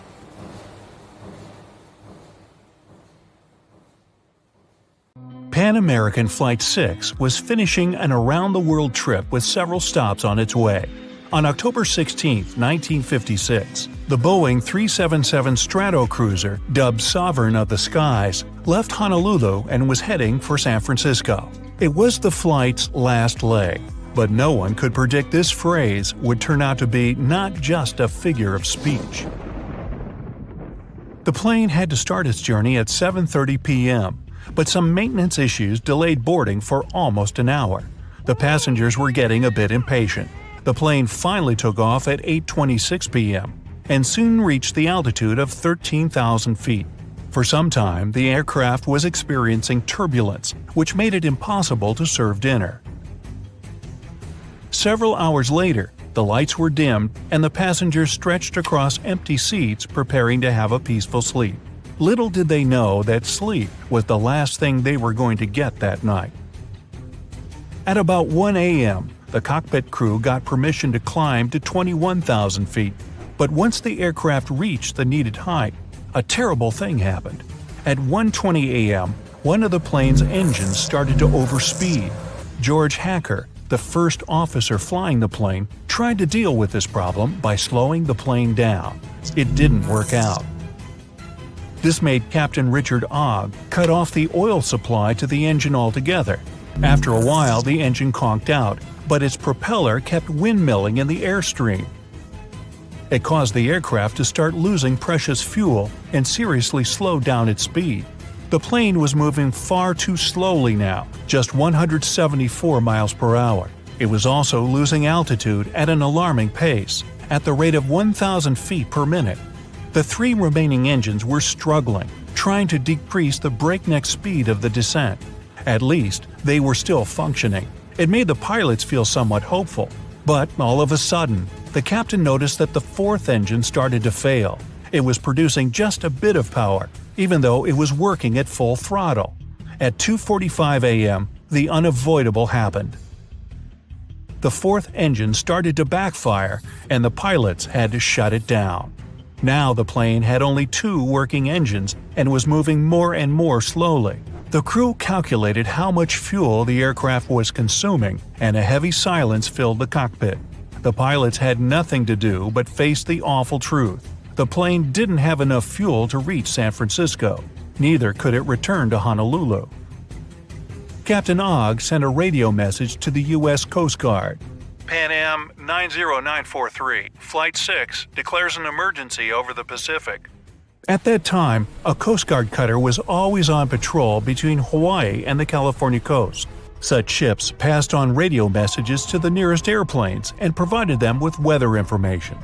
They were usually placed near the points of no return. Those were the areas where a plane would have already burned so much fuel that it wouldn't have a chance to turn back if something went wrong. That night, the Coast Guard cutter was the 255-foot Pontchartrain, and William Earl was the commander. The plane headed toward the ship and leveled off at an altitude of 2,000 feet. Then it started to fly above the ship in 8-mile circles, waiting for daylight. It was crucial to see the surroundings because the pilots had to keep the aircraft's wings level with the ocean, and it would be impossible in the dark. During the day, it would also be easier to rescue all the passengers. The captain's decision to ditch the plane carrying 24 passengers and 7 crew members wasn't an easy or hurried one. He had to weigh numerous factors. Should I get rid of the fuel to make the plane lighter? Should I land now or wait until daylight and better visibility? But one thing was crystal clear. Having lost 2 engines, the plane was burning the fuel too fast. There was no other solution but to ditch into the ocean. As the Stratocruiser was circling the Coast Guard cutter, it managed to climb from 2,000 to 5,000 feet. It caused the plane to consume more fuel and become lighter, which was a good thing. The lighter the aircraft, the longer it would float on the surface. Plus, it lowered the risk of fire after a crash landing. The captain knew about an accident that had happened with another Pan Am Stratocruiser. That time, the plane's tail broke off. That's why Captain Ogg asked the passengers in the back to move toward the front part of the plane. Those who were sitting by the engines had to relocate too. Flight attendants removed all loose objects in the cabin and explained to the passengers what to expect. Since the problem started, the crew members had been doing their best to calm down the terrified people. When the passengers found out the plane was going to circle and wasn't landing in the dark, they were hugely relieved. Another comforting thought was that the Coast Guard cutter was out there, ready to provide them with as much help as possible. Luckily, the weather was good, and the ocean was very calm. At 5:40 a.m., Captain Ogg informed the cutter he was ready to ditch. The ship left a thick foam path in the water to help the pilots understand their height above the surface more clearly. At 6:15 a.m., the plane touched down. It was still moving at a speed of 105 miles per hour. It had already traveled several hundred feet along the surface and started to slow down when the worst possible thing happened. One of the wings hit a wave, the aircraft rotated nearly 180 degrees, and its tail broke off. After that, in a matter of seconds, the plane's nose went under the water. One of those who had been on board the plane said later that all he could see at that terrifying moment was water. It seemed to be everywhere. But after less than a minute, it started to recede. The front of the plane resurfaced. People on the Pontchartrain were staring at the disaster unfolding in front of their eyes, feeling numb. They were devastated. No one could possibly survive such a crash landing. But they were very, very wrong. All 31 people on board the plane were alive. Even more astonishingly, there had been just a couple of minor injuries. Once those on board the Pontchartrain realized the passengers and crew had survived, several rescue boats rushed toward the wreckage. Meanwhile, the captain and those passengers who had been assigned to help with the evacuation quickly deployed 3 life rafts. But when people started to climb on one of them, it became obvious the raft hadn't inflated properly. It started to sink. Luckily, the rescue boats were on time. They promptly transferred the passengers from the damaged raft to the cutter. At 6:35 a.m., the last piece of the wreckage vanished in the waves. By that time, all the people from the aircraft had already got to the safety of the Coast Guard ship. They stayed in the cutter's officers' quarters and reached San Francisco several days later. Pan American Flight 6 crash landing was the first accident when an airliner ditched into the ocean but managed to keep everyone on board safe. And the whole blood-curdling event was captured on camera. Life rafts bobbing by the plane's side, survivors being transferred to the rescue boats, the plane rapidly sinking and disappearing among waves. Sometime later, all the crew members got awards for tackling the emergency and keeping the passengers safe. Captain Richard Ogg was the first person to receive the Civilian Airmanship Award presented for the most outstanding skills and heroism. It only takes a moment for a routine flight to turn into a gripping survival story. In a world where a wrong button or an unexpected gust of wind can lead to a disaster, adhering to safety rules is crucial for everyone. From buckling seatbelts to raising window shades during landing. We got all these rules learning from our mistakes. Stay tuned to find out more. A flight had a crazy mid-air moment in 1993 when the pilot accidentally deployed the wing slats, the part on the leading edge of the wing. Now, the weather was fine, passengers were relaxed, everyone was doing what they wanted. Suddenly, they felt an unexpected jolt. Instantly, the autopilot disengaged. The captain started wrestling with the controls. The plane became wonky, pitching and rolling dramatically, resulting in a rapid descent of 5,000 feet. The vibration threw the cabin into total chaos, with passengers screaming in fear. The slats were only to be used during takeoffs and landings, not in midair. It was China Eastern Airlines Flight 583, cruising over the Pacific on its way from Shanghai to Los Angeles. The pilot declared an emergency and directed the plane to an Air Force base in Alaska. Out of the 255 people on board, 60 ended up in a hospital, and sadly, 2 didn't make it. The pilot made some quick moves to stabilize the aircraft, but the injuries happened because folks weren't buckled in. They reckoned that the slats deployed because of the design of the control handle. The company was to blame for that. They produced it in such a way that the handle could accidentally get jiggled while cruising. Luckily, the crew was trained, and the airliner itself was fine, except for the messed-up cabin. The aftermath of this incident was costly, requiring about $1.5 million to repair the damage. When the plane started to lose altitude, overhead lockers burst open, and the safety video played 3 times for an eerie touch. Once the aircraft steadied, flight attendants jumped into action, providing first aid, leaving empty kits scattered in the cabin. It turned out that the poorly designed slat control handle had caused 11 similar incidents before. The captain probably nudged it accidentally while fixing the speed controls. The lack of pilot training on high-altitude issues and the stall warning system made things worse. If the passengers had kept their seatbelts on, injuries would have been way less severe. This has been the case during many other accidents. You probably know this airplane announcement. Even when the seatbelt sign is off, buckle up when you're seated. Experts say it's a good call. While flying is safe, keeping that seatbelt on is smart because you might hit unexpected turbulence. It's about keeping you secure during that bumpy, jarring time, especially that sneaky one during stormy weather. Sarah Wilson, the president of the Association of Flight Attendants, thinks the seatbelt sign should be turned on throughout the entire journey. Predicting turbulence is like trying to guess the weather. It's not 100% accurate. Turbulence can happen anywhere.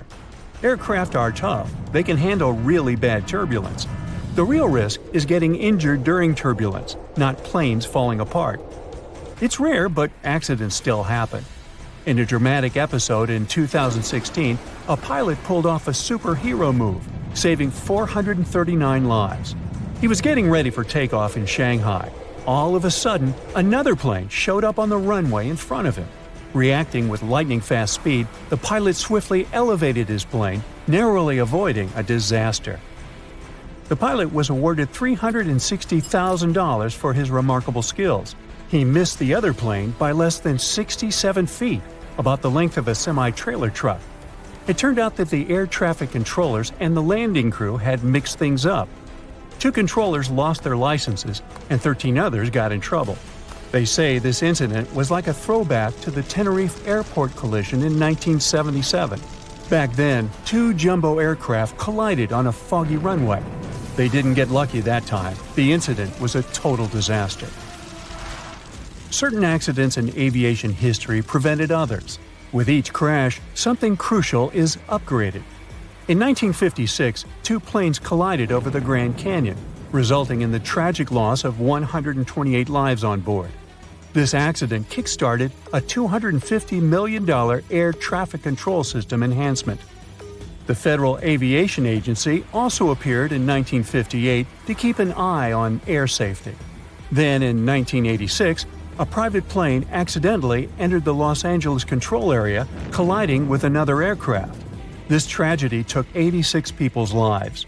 In response, collision avoidance systems were introduced. In 1978, United Flight 173 faced a landing gear problem. This led to a crash that claimed 10 lives. This incident triggered a transformation in cockpit training, introducing cockpit resource management.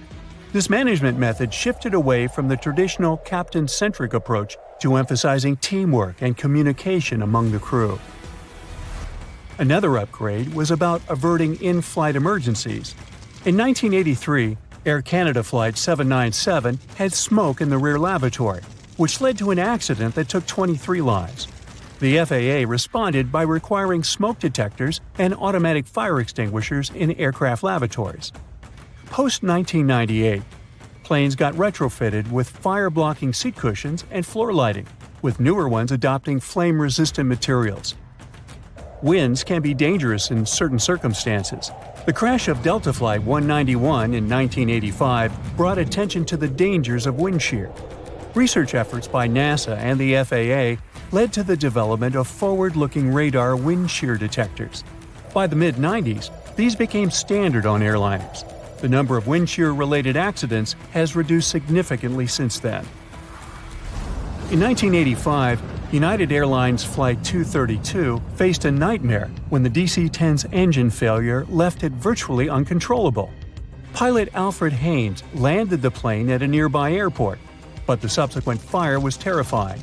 185 passengers survived the catastrophe. The root cause of the incident was a crack in the fan disc, which occurred during the manufacturing of the titanium alloy. This incident prompted the FAA to modify the hydraulic system, implement redundant safety systems in future aircraft, and revolutionize engine inspection protocols. In 1988, a big chunk of an Aloha flight's fuselage ripped off in mid-flight. In an instant, the cabin was torn open, leaving the passengers exposed to the open sky. Despite the chaos, the pilots managed a safe landing, with only one fatality. The NTSB found that corrosion and fatigue damage, which had accumulated over 89,000 flight cycles, had caused this accident. The plane had been used for short-hop pressurized flights between the Hawaiian Islands. Shortly after, the agency initiated the National Aging Aircraft Research Program in 1991. This program tightened inspection and maintenance standards, especially for high-use and high-cycle planes. About 80% of mishaps happen in the first 3 minutes after takeoff or the last 8 minutes before landing. Keep your eyes peeled during these times, and your survival chances will go up. Now, don't let that freak you out. The odds of actually getting into a plane crash are like 1 in 11 million. That's the same possibility as being struck by lightning in a given year in the United States. Planes, on the other hand, often get struck by lightning, but they're built to handle it. Each plane probably gets zapped about once every year or every 3,000 hours it's up in the sky. But there hasn't been a lightning-related accident since 1967. Engineers have ensured that when a plane gets hit, the lightning just zips right through it and out, without really messing up anything inside. Let's delve into the fascinating mechanics of how planes stay airborne. The wings are important, but it's not just about them. There are 4 forces at play: lift, thrust, drag, and weight. The little tails on the ends of wings are called winglets, and they help reduce air swirls, making the aircraft slicker and faster. There's a reason why lights dim when a plane lands at night. It prepares everyone for a quick evacuation, helping the eyes adjust to the dark should the landing go awry. You're in a bright room filled with obstacles, and suddenly the lights go out, and you're asked to dash for the exit. Tricky. Flight attendants also ask you to raise those window shades during landing. In case of an emergency, they want you to be able to see what's outside and figure out if one side of the plane is better for a quick escape. If you're wondering where the safest spot in an airliner is, it's in the back. According to research conducted by Popular Mechanics, spanning from 1971 to 2005, sitting in the back gives you a 40% better shot at making it through an accident. Almost as importantly, you're closer to the restrooms.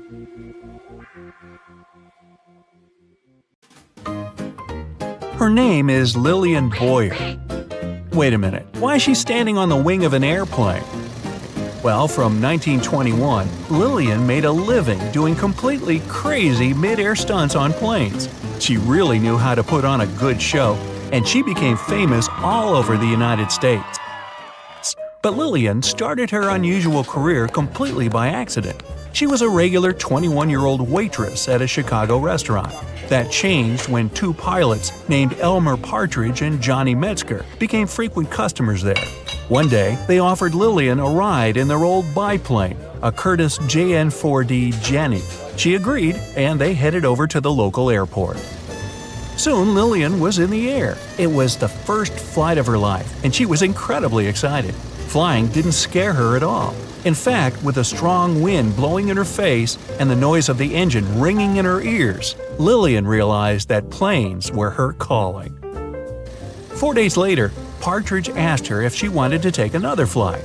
This time, Lillian decided to do something bold. When the plane was flying at 65 miles an hour, she got out of her seat and stood on the wing. But even then, she wanted more. So she walked all the way to the edge. The whole time, Partridge was screaming at her to sit down because he thought she was going to jump. She could barely hear his voice because of the engine noise. But Lillian wasn't scared at all. She actually enjoyed it. When the pilot saw what she could do, he introduced her to Billy Brock. He worked at the Chattanooga airport and was looking for someone who could do tricks on the wing of a plane. They shook hands and soon got started on Lillian's training. Lillian quit her restaurant job and started training full-time. For 5 months, she practiced doing stunts in a barn at Chattanooga. She used a model plane which had soft mattresses placed underneath it for safety. She did gymnastics with an instructor, as well as running and other sports, and she changed her eating habits. Soon, she was ready for a real flight. And she proved she was the best. Lillian was the first female stunt person to perform tricks like hanging from a plane using one hand or hanging by her knees or ankles. Her bravery amazed people, and she quickly became very popular. She and Brock started doing air shows at various fairs and festivals, and she turned into a real star.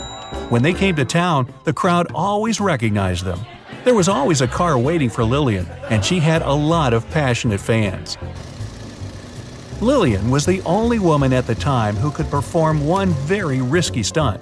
She would get out of the cockpit holding a thin wire, which had a mouthpiece at the end of it. She would do a few tricks on the edge of the wing and then hang under the plane, holding on by only her teeth. The spectators couldn't see the wire from hundreds of feet below, so it looked both pretty shocking and amazing.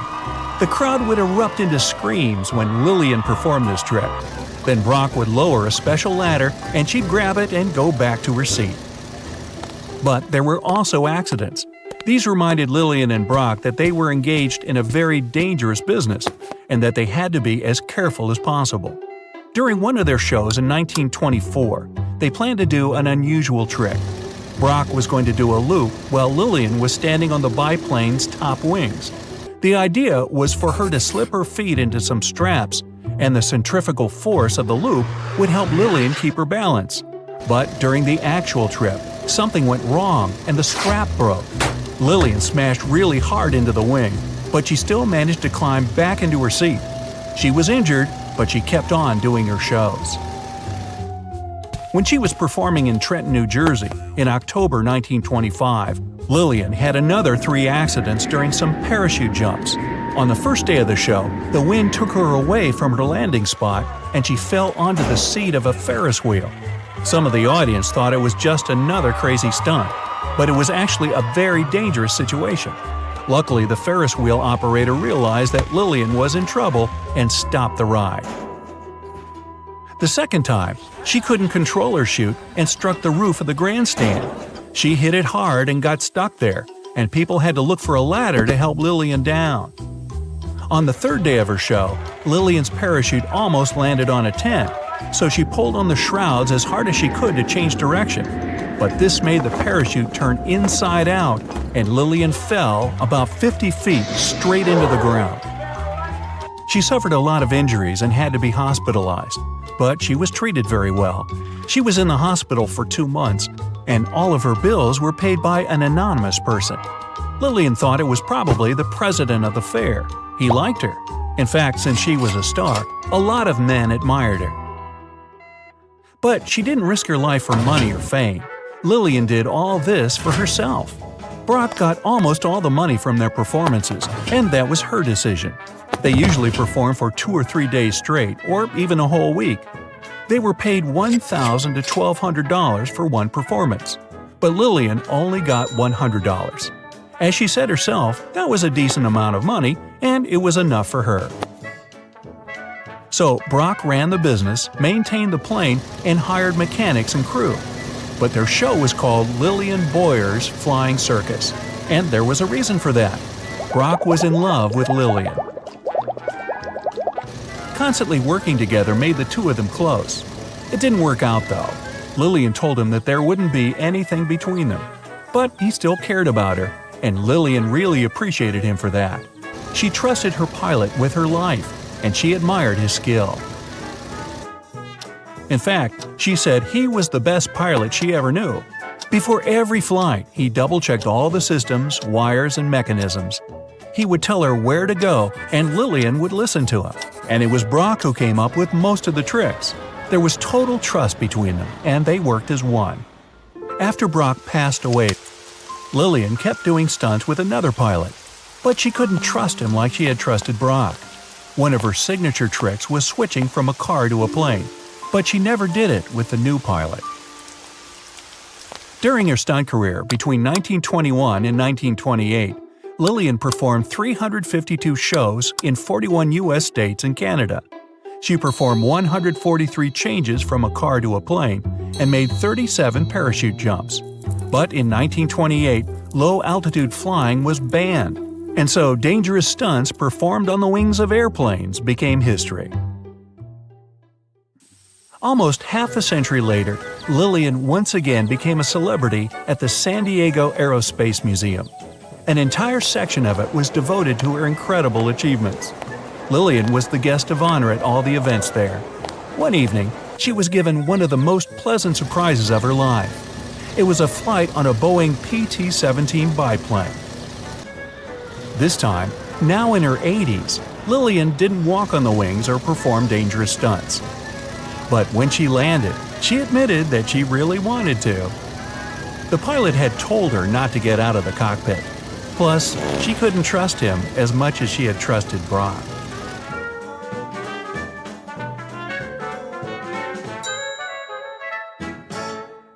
A lot of weird incidents have happened in the mysterious valley of Hudson ever since the 1950s. People even started comparing it to the infamous Bermuda Triangle. But are they really that similar? It all started when an airplane went missing here under circumstances no one can explain yet. They searched the location back and forth, but nothing appeared to have remained of the aircraft. And guess what? No one received any SOS messages from the team on board. And to top it off, the same year, a considerable number of tourists and local residents were lost here in the valley, never to be seen again.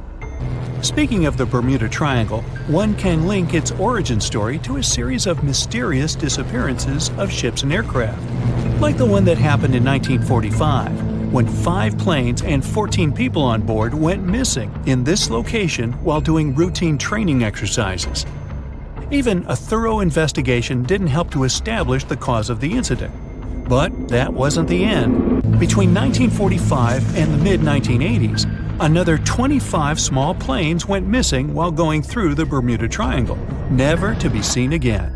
And the search parties haven't recovered a single piece of these aircraft. The Bermuda Triangle isn't the only stretch of water that has claimed ships for good. In the Pacific Ocean, near Japan, there's a tricky portion of water that has earned the nickname the Devil's Sea. The best known out of all of these disappearances is that of a fishery patrol vessel that went missing in 1953. On board were 31 crew members and scientists who were looking to investigate a recently formed volcanic island. What happened to the ship and all the people on board? We'll never know, I guess, since they never found the ship or the crew members, and there was literally no trace of them left behind. Back in 1911, a standard train was scheduled to depart from a railway station in Rome, hoping to reach the city of Milan. Needless to say, none of the 106 passengers ever made it to the destination, and no one has ever seen them again. What happened to these people and to their train? Were they really lost forever? Some people seem to believe this isn't the case. As it was completing its journey, the train was supposed to pass through a long tunnel. It did enter it, but never came out the other end of the tunnel. Nothing was left of the train, and it seemed like it literally just vanished into thin air. Only 2 of the passengers were found, but they were quite unwell at the time, and their stories did not seem to make much sense. They spoke of a dense fog that they simply jumped out of because they got so scared. 15 years later, a story spread about a group of 104 Italian people that popped up in Mexico City, claiming they had arrived by train from Rome. If that's not weird enough, the story appears to have been reported back in 1845, 66 years before the train even departed in the first place. Of course, nobody at the time actually took these people seriously, but you can't help but wonder, did they actually time travel via the Roman tunnel, or is it just another urban myth? What do you think? The Lost Colony is the story of a strange phenomenon that happened back in the late 1500s. A group of people from England had moved into a colony on Roanoke Island off the coast of present-day North Carolina. But they soon realized they didn't have enough supplies. To fix this, the colony's governor decided to head back to England to get some. He didn't manage to come back for another 3 years. When he finally did, he was astonished at what was left behind. Nothing. The entire population of the colony was gone. The only reminder of what had been there was a single word carved into a tree. To this day, nobody knows what might have happened to these people or what the carved word means. A lighthouse without an operator? You might think that can't possibly be true, but hear me out. Located in the northwestern part of Scotland are the Flannan Isles. There's nothing fancy about them since they're nothing more than a bunch of rocks and grass. But there is a famous lighthouse here hiding a dark secret. In 1900, all 3 of the lighthouse's keepers mysteriously disappeared, never to be seen again. Ever since, the islands have been completely abandoned. The lighthouse became one of those with an automated system in the 1970s. No list of places where things go missing could be complete without this mysterious forest located in Transylvania, a region in Romania. And no, it has nothing to do with the famous Count Dracula, if that's what you're thinking. It's called the Hoya Forest, and it's a place that has seen quite its share of unusual phenomena. Not only do people go missing here, but others have experienced all sorts of weird noises, from female voices to whispers. Some people claim to have time traveled between the spooky trees of the Hoya Forest. They say they had literally skipped a few hours before they went back. The Yellowhead Highway is a stretch of road located in British Columbia, Canada. One section of the road has received a lot of attention throughout the years, starting with the 1960s because of some mysterious disappearances. These events have earned it the nickname Highway of Tears. There is no reasonable explanation as to why people keep going missing here. What is more striking is that most of these people were young women. This triangular area that stretches above the desert and the Sierra Nevada mountains in the state of Nevada received quite a bit of attention because of a disappearance that happened back in 2007. A record-setting sailor, aviator, and adventurer named Steve Fawcett flew here in a small plane and then disappeared. They searched for Fawcett intensively for months, but didn't find any traces of him or the aircraft. 1 year later, the mystery of Fawcett's fate was finally solved when a hiker came across his ID cards, and later a search party found the plane's wreckage. It's one of the most visited natural resorts in the world, but Yosemite National Park carries some dark secrets of its own. Despite its beauty and abundance of wildlife, a total of 45 people went missing right here in this location. No one knows what happened to them. Hey, maybe we should ask the local bears. They might know something. There are even stories of people that disappeared from one region of the park only to pop up in a completely different location. This hasn't stopped over 3 million people that visit the park each year from wandering around this location, though. Whenever a ship happens to sink, you'd expect to at least find pieces of it on the bottom of the sea, right? Well, not if you're traveling through Lake Superior. It's located along the border of the United States and Canada, and became famous because of the great number of ships that went missing here. It may have something to do with the stormy winds, of course, but that doesn't explain why some ships simply vanish altogether, without a single piece of them ever to be found, not even at the bottom of the lake. It does gather a lot of tourists each year, though. They come here to scuba dive and see the remains of some of the ships that still lie here. The bottom of this lake even contains what's left of the notorious SS Edmund Fitzgerald. Back when it departed on June 7, 1958, it was the largest ship on North America's Great Lakes and, to this day, remains the largest ship ever to have sunk in the area. Similar to other events, the exact cause of the shipwreck remains a mystery.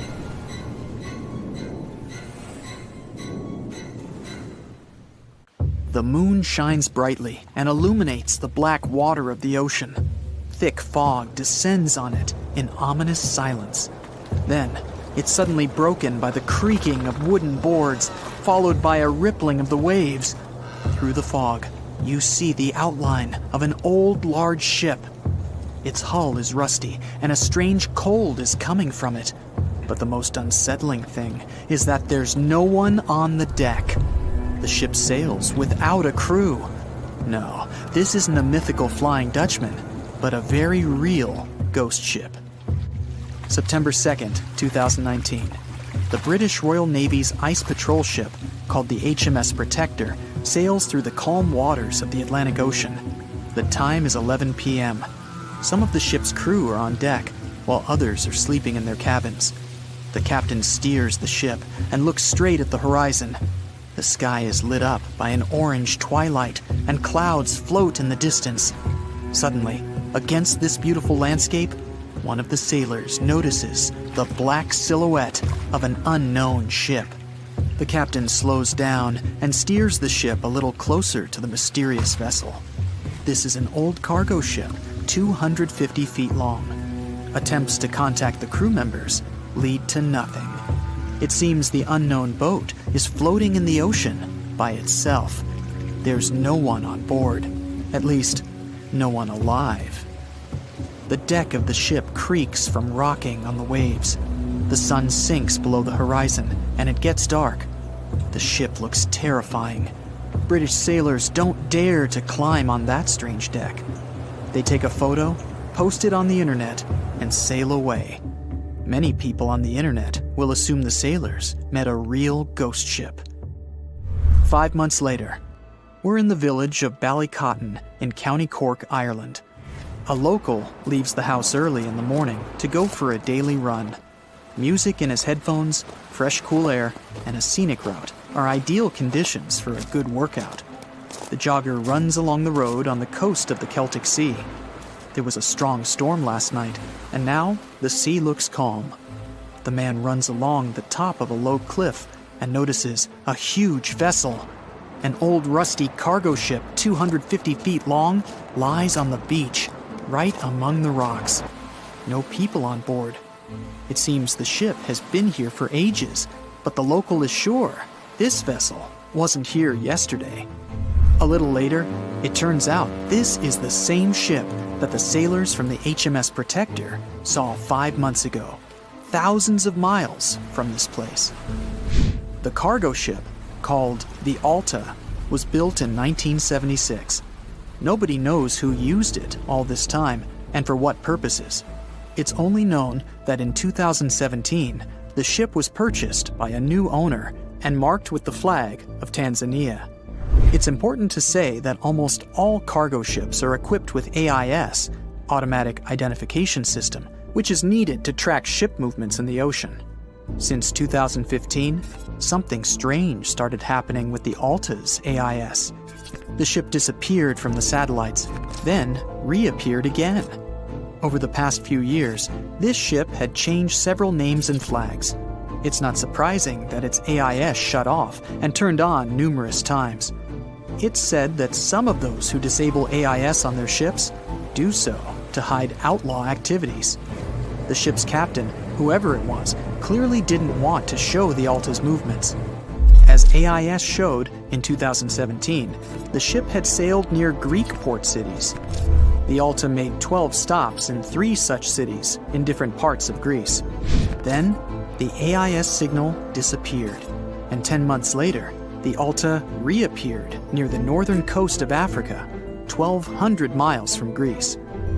In September of 2018, the ship was sailing about 1,400 miles southeast of Bermuda, and at that time, the crew members started having problems. There were 10 people on board the Alta. On September 19th, the ship's engine failed right in the middle of the Atlantic Ocean. The nearest shore was very far away. The ship began to drift. As days passed, the crew couldn't fix the vessel. Food supplies were running low. The crew started to panic and tried to contact someone. The situation got worse as a strong hurricane was approaching the place where the ship broke down. Crew members contacted the U.S. Coast Guard. On October 2nd, a helicopter headed towards the ship. Food and water were unloaded on the Alta. This was enough for the crew to bide their time for several days. About a week later, a rescue boat sailed about 1,500 miles to reach the Alta and help the stranded sailors. Shortly before the start of the hurricane, American rescuers succeeded. The entire crew of the wrecked ship was taken to Puerto Rico. The Alta remained drifting in the ocean. After a while, another ship arrived to tow it to the coast of Guyana. Then, something went wrong again. The ship was hijacked. Who did it and why remains a mystery to this day. But then, for some unknown reason, the thieves decided to abandon the ship and left it to drift in the ocean. For almost a year, the ship's location couldn't be tracked. Then, in September 2019, the vessel was found by the British Royal Navy. How the Alta was able to cover the distance across the Atlantic and wash up on the coast of Ireland is unknown. An investigation has been launched in Ireland. It's necessary to identify the owner of the vessel and find a responsible person to take on the task of towing it. But no one has since been found. Once, an unknown person called the Irish authorities and introduced themselves as the owner of the ship, but didn't provide any evidence. Several barrels of oil were found on board the Alta. To dismantle the ship, the Irish authorities will need to spend about 10 million euros. Local residents are annoyed by the wreck too. Corroding metal is bad for the environment, and kids have already snuck on board and posted a video on the internet from inside the abandoned ship. The further fate of the Alta remains unresolved. It's still lying there. That ship sailed in the ocean for just 2 years. Now imagine if some other managed to drift for 38. In all that time, no one could catch this ship, and people still seek it. That vessel is called the SS Bechimo. It was a merchant ship owned by a Canadian trading company. In 1931, the ship got stuck in ice off the coast of Alaska. A strong snowstorm began. The team waited a week for it to end, but the storm only intensified. One day, the weather improved a bit, and part of the team was evacuated to the nearest city. Another part of the crew, with the captain, set up camp near the ship. The storm started again and didn't stop for a long time. The blizzard was so heavy that the ship's captain couldn't see beyond his arm's reach. Finally, when the storm was over, the captain saw that the ship simply vanished. He decided the Bechimo sank during the storm. A week later, the ship was found, drifting near the place where it was lost. The hull of the ship was damaged so badly that it was unsafe to sail on it. The captain decided to abandon the ship. However, it didn't sink. For the next 38 years, it was drifting at various points along the Alaskan coast. Several times, people climbed on the ship, including native Alaskan residents and a group of researchers. Attempts to save the vessel from the sea ended in failure. The salvage operations were hampered by drifting ice and bad weather. The last time it was seen was in 1969. The ship was frozen and blocked by the ice. In 2006, the government created a special project to find the Bechimo. However, in all these years, the ship still hasn't been found. Its fate is unknown. It's likely that the ship has finally found peace and is now lying on the seabed of the Chukchi Sea. You've probably seen Hollywood movies where somehow a small hole opens up in the side of a plane and then immediately it's utter chaos. Food trays and bags flying, seatbelts barely holding passengers in place. Luckily, in reality, small damage to the fuselage won't cause such dramatic consequences. But would you believe me if I told you there was a pilot that managed to land a plane with half the roof torn completely off? Buckle up. At 1:25 p.m. on April 28, 1988, a 19-year-old Boeing 737 that belonged to Aloha Airlines left Hilo International Airport and headed for Honolulu. The plane was named after Queen Liliuokalani, who was the last sovereign monarch of the Kingdom of Hawaii.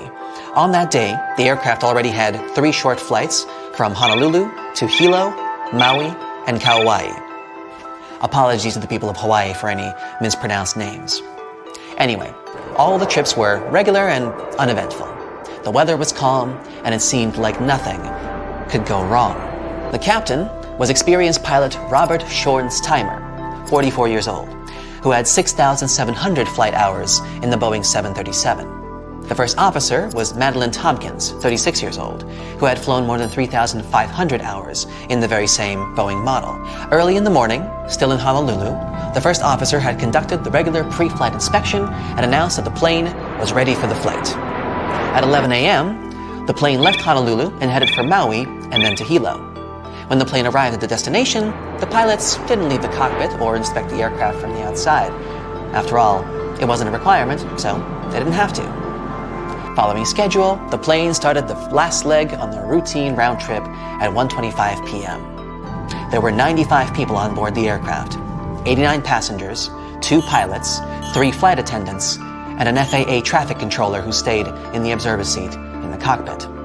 After a normal takeoff and ascent, the plane got to the usual cruising altitude of 24,000 feet, and then, at about 1:48 p.m., 26 miles away from Kaului, the unexpected happened. Those who were in the cockpit heard a loud whooshing sound and then a crack, followed by the deafening sound of wind seconds later. Apparently, a small part of the roof on the left side tore loose, which led to the explosive decompression of the plane. But the worst thing was that the decompression caused a ripple effect, which led to a huge section of the airplane's roof to tear off completely. The length of the missing part was 18.5 feet long. It was all part of the aircraft's skin that covered the plane from the cockpit back to the forewing area. At first, the pilots didn't realize what had happened. The first officer, who was in control of the aircraft at that moment, felt her head jerk backward, and she noticed debris and gray pieces of insulation flying chaotically around the cockpit. When the captain turned his head, he saw that the cockpit door had disappeared, and instead of the first-class ceiling, he was staring at a clear blue sky. The plane started to roll from side to side, and it was becoming increasingly harder to control. Everybody who was in the cockpit immediately put on their oxygen masks, and the captain took over the aircraft. He prodded the speed brakes into action and began an emergency descent towards the nearest airport, which was on Maui Island. Luckily, all the passengers were in their seats at the moment when the accident happened, and since the seatbelt sight was still on, everyone had their seatbelts fastened. However, all 3 flight attendants were standing along the aircraft aisle. The one who was the closest to the front of the plane was swept out through the hole in the roof. The other 2 were thrown to the floor by a forceful jerk. But while one of them hit her head really hard and lost consciousness, the other one started to crawl along the aisle in an attempt to help passengers and calm them down. At that same time, the pilots were trying to contact air traffic control and signal an emergency. To make matters worse, they couldn't hear each other and had to use gestures to communicate. They also didn't know whether the radio worked and whether they had managed to deliver their message. The flight controls were sluggish and loose, and the captain was struggling to control the plane. The first officer, right by his side, dealing with communication and assisting the captain. It turned out that the controller hadn't been receiving the crew's messages until the aircraft descended to the altitude of 14,000 feet. Only then did the signal get through, and Maui Tower started urgent preparations for an emergency landing. The problem was that at that time, in case of an emergency, the airport control tower had to dial 911 just like anyone else. On top of that, the controller didn't catch that the passengers and crew members would need medical help. After all, the crew only announced that they had experienced a rapid decompression, so the controller wasn't aware of the entire gravity of the situation. In the meantime, the plane had already dropped to a height of 10,000 feet above sea level. The captain removed his oxygen mask and withdrew the speed brakes. The plane was steadily descending toward runway 2 of Kahului Airport. Following the captain's command, the first officer lowered the landing gear, but the indicator light didn't come on. That could mean that either they had a bad light, or they had serious problems with the nose gear. But that wasn't the only problem. As the plane was approaching the runway, the left engine failed, and the aircraft started rocking and shaking. The captain made an attempt to restart the engine, but didn't succeed.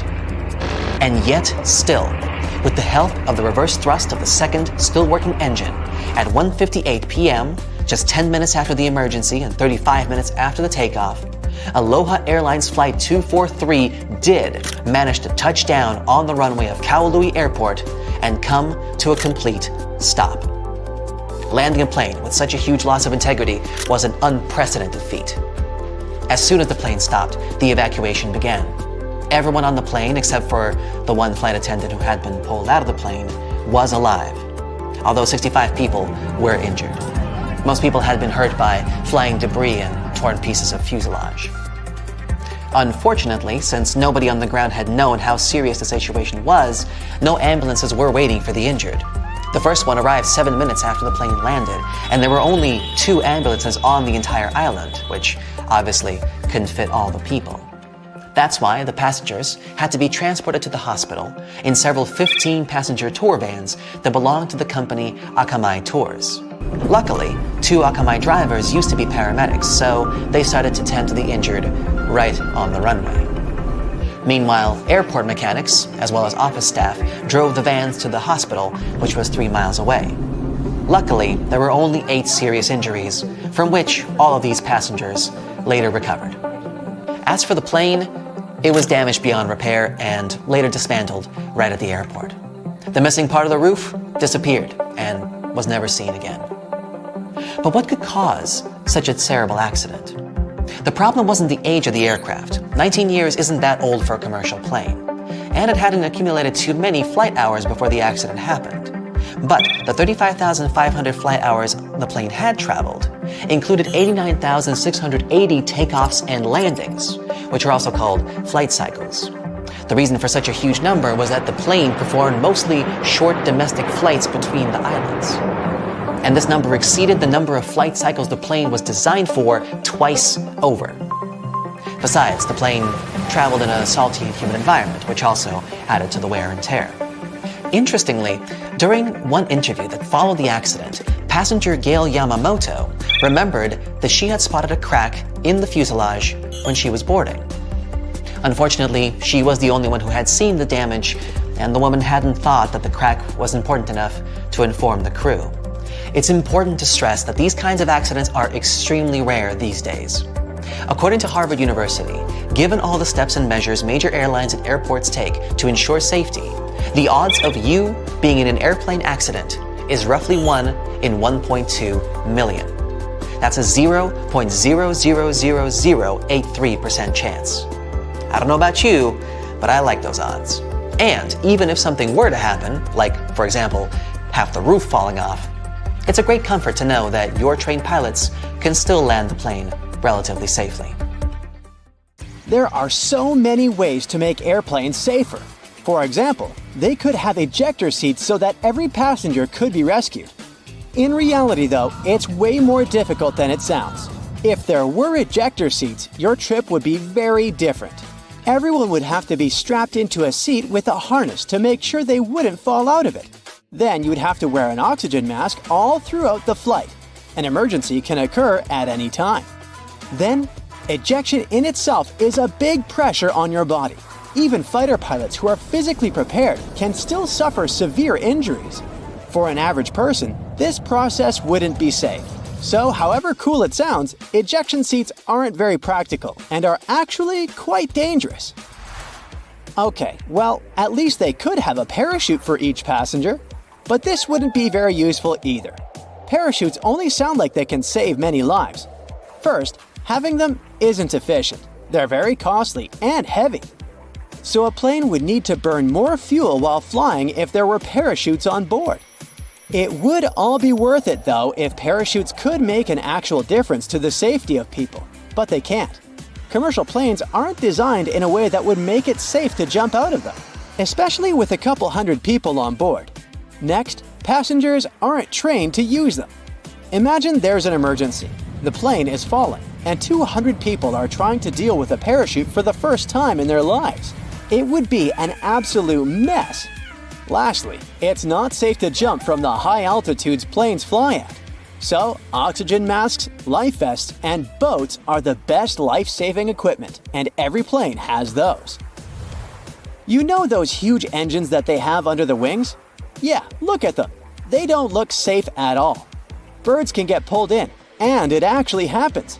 They could at least put a grate in front of the rotating parts to prevent birds from getting in there. Turns out those engines pull inside huge amounts of air, and this is crucial for them to work properly. The more air gets swallowed, the more air gets compressed, mixed with fuel, and burned. And then, more of it gets pushed out from the other side, keeping the plane going. A cover at the front would be a barrier, significantly reducing the air inflow that is crucial for the proper work of the engines, and this would endanger the passengers. But hey, don't be too upset. Birds fly way lower than planes do, so they're only in danger for a few minutes at the beginning of the flight while the plane is climbing altitude, and at the very end when the plane is landing. So very few of them ever get pulled in, and if they do, it's never a threat to the engines or passenger safety. Planes also don't change up the gears like cars do, so technically they can't go backwards. The reason for this is that planes don't need to go backward. They can just turn around and move in the opposite direction, but face first. The only time when they need to move backward is when they have to get to the gate. And for those times, there's help. Pushback tractors. Those are small vehicles that can connect to airplanes and move them in the required direction. Watch out for those next time you fly. But technically speaking, planes can go backward if the engines start pushing the air forward instead of backward. But this is very dangerous for everyone around. One of the very few cases when they do it is during landing, to help slow the airplane down. There are cameras on the outside that let pilots navigate taxiways better. They come in especially handy during tricky maneuvering. But do you know there are also cameras in airplane cabins? You can relax, there are no cameras in the lavatories. But yes, they are there in the cabin, and for security reasons only. Flight attendants monitor them to see what's not visible from their own seats. Of course, flight attendants can check everything just by walking down the cabin, and that's exactly what they do most of the time. So, cameras are mostly used during takeoff and landing, when everyone, including flight attendants, is supposed to sit down, as those are the most dangerous stages of a flight. Notice that it's exactly during these stages that the rules are particularly strict. All electronic devices should be turned off or put on airplane mode, and big electronic devices should be stored away. Window blinds should be raised and tables folded. Seats should be put in the upright position. You need to have your seatbelt fastened, and so on. This is all done for safety and to ensure fast evacuation in case of emergency. So let's discuss these rules. Airplane mode on electronic devices is important to make sure that the signals that devices transmit don't interfere with the plane's electronic systems.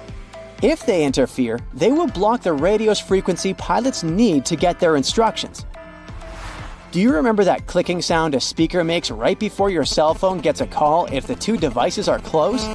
This is the sound pilots might hear while communicating with air traffic control. Now, putting away large devices like laptops is important because they might turn into obstacles if you need to get out of the plane fast in case of an emergency. All the pathways should be as clear as possible. This is why everything should be packed away, seats straightened, and tables folded. There should be nothing blocking anyone's way. And lastly, window blinds. The lights on the airplane get turned off too. Those two things are done to make sure your eyes get used to the natural light outside the aircraft. Imagine it's night, some emergency happens, and the lights that were left on suddenly go off. People need to evacuate as fast as possible, but their eyes aren't adjusted to the dark yet, and they can't see anything. This will slow everyone down. If the lights inside are out, people get used to the darkness and will be able to evacuate faster. The same goes for window blinds. If it's day and they are raised, people are used to the light outside and can evacuate faster. Another reason is that when blinds are raised during landing, people outside can see what's going on inside the plane. For example, if there's fire or smoke and where exactly. This way, they can plan the evacuation process better. Also, you might have noticed black triangles drawn above some windows on the airplane. These triangles mark the seats from which the view on the airplane's wings is the best. It's needed for the crew to find the spot as fast as possible if, in case of emergency, they need to inspect the engines, slats, or flaps. This little triangle saves the plane crew a lot of time.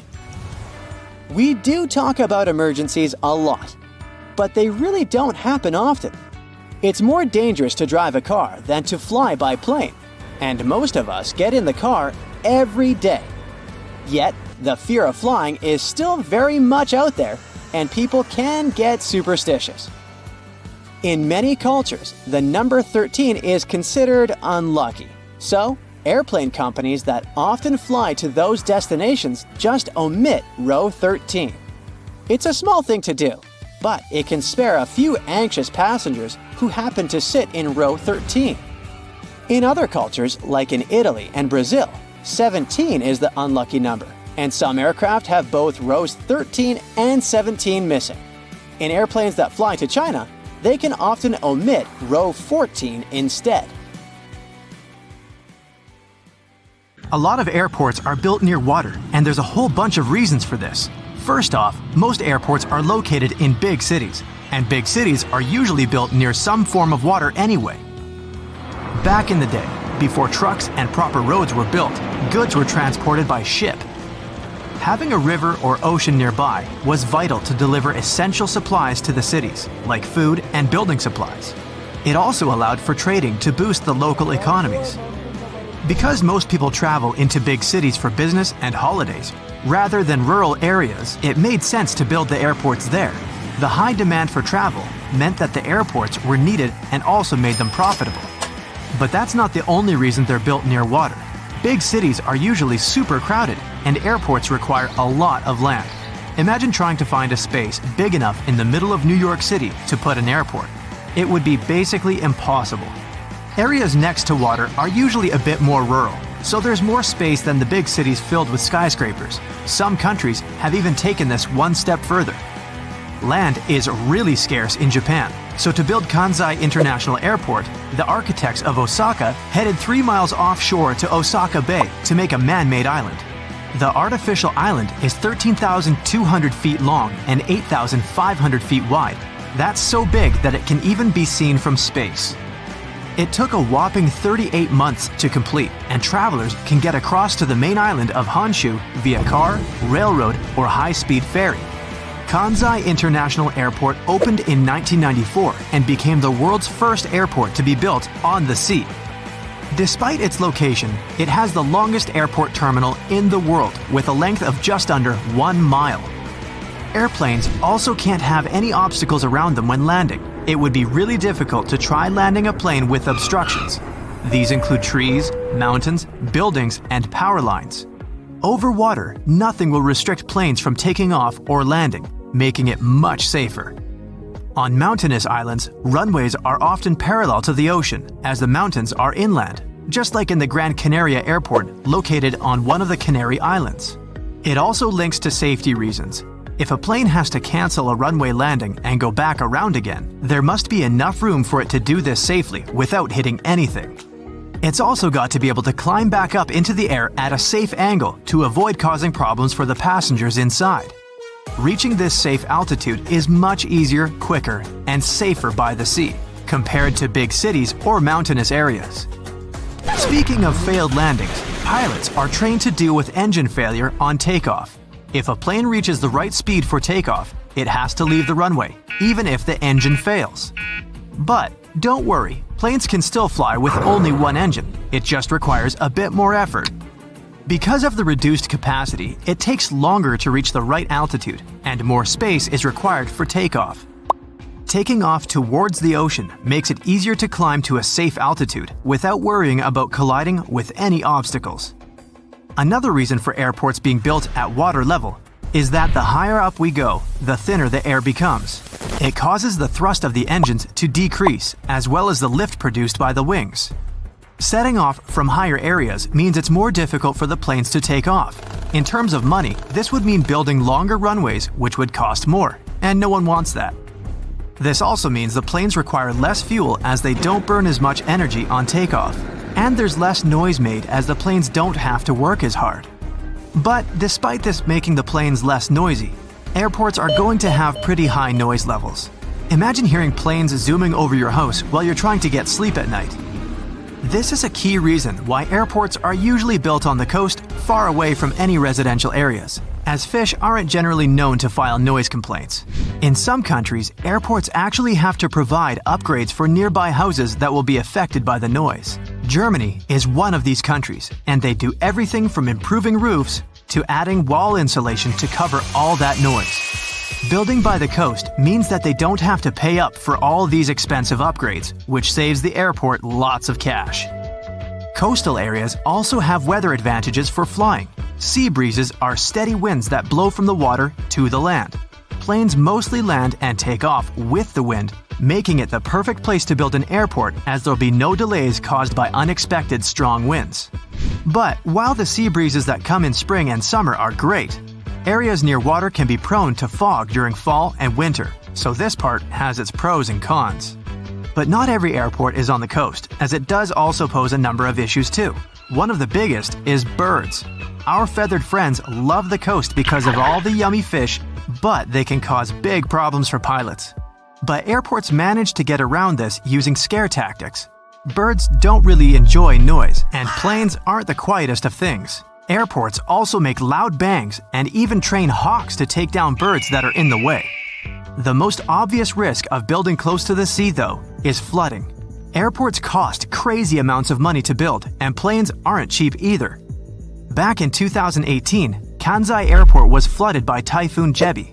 They had to cancel all operations for 2 days, and the water was so high that it damaged the engines of the planes.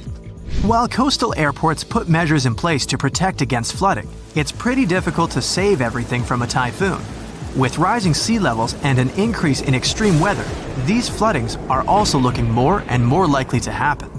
A quarter of the world's 100 busiest airports are less than 32 feet above sea level, and 12 of those, including New York, San Francisco, and Shanghai, are less than 16 feet.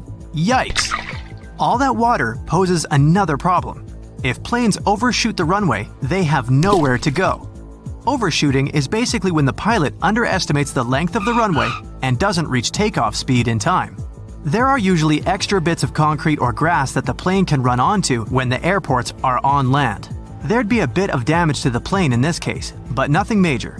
But with coastal airports, the plane might go straight into the water. Luckily, there's new tech that aims to prevent this from happening.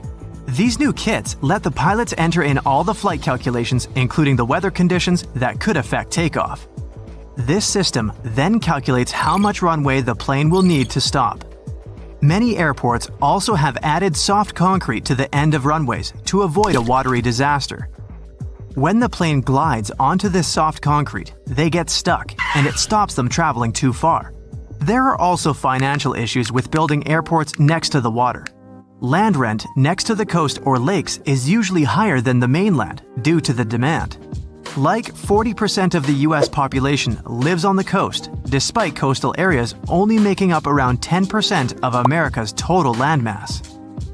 Airports require flat land to be built on, but this isn't always easy to find, and coastal land can pose particular problems due to sand conditions on marshland.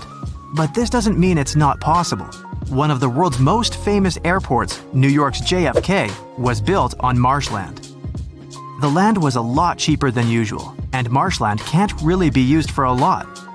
Of course, it can cost a lot of money to make the ground suitable to carry heavy loads, but this was all sorted. Finding such a big area close to one of the world's most famous cities was a very rare find, even if it was marshland.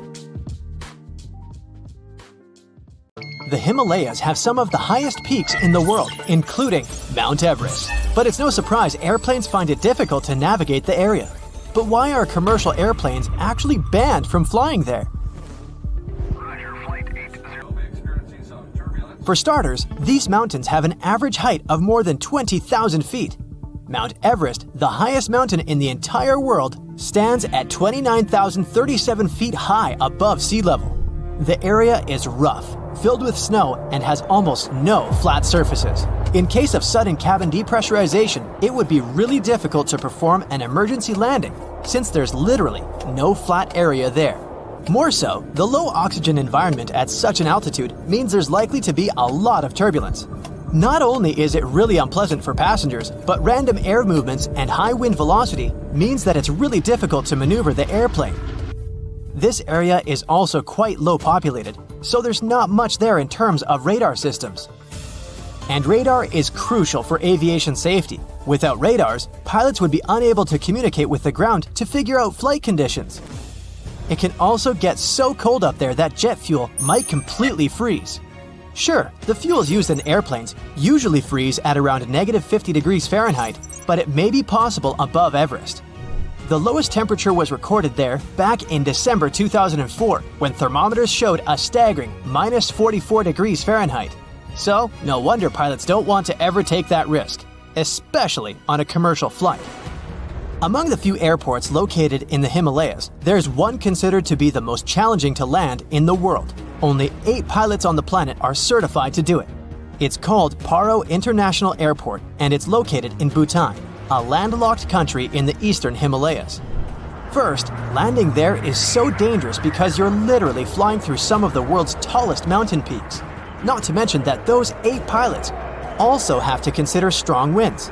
Despite the challenges, they do manage to safely land over 30,000 people each year.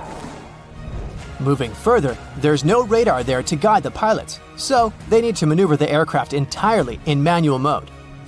The pilots need to track their movements based on specific visual landmark checkpoints as they approach the runway.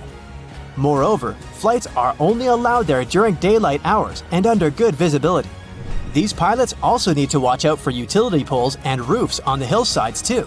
It means they often squeeze their planes between mountain peaks at 45-degree angles before dropping quickly onto the runway. No wonder only 2 airlines fly to Paro International Airport.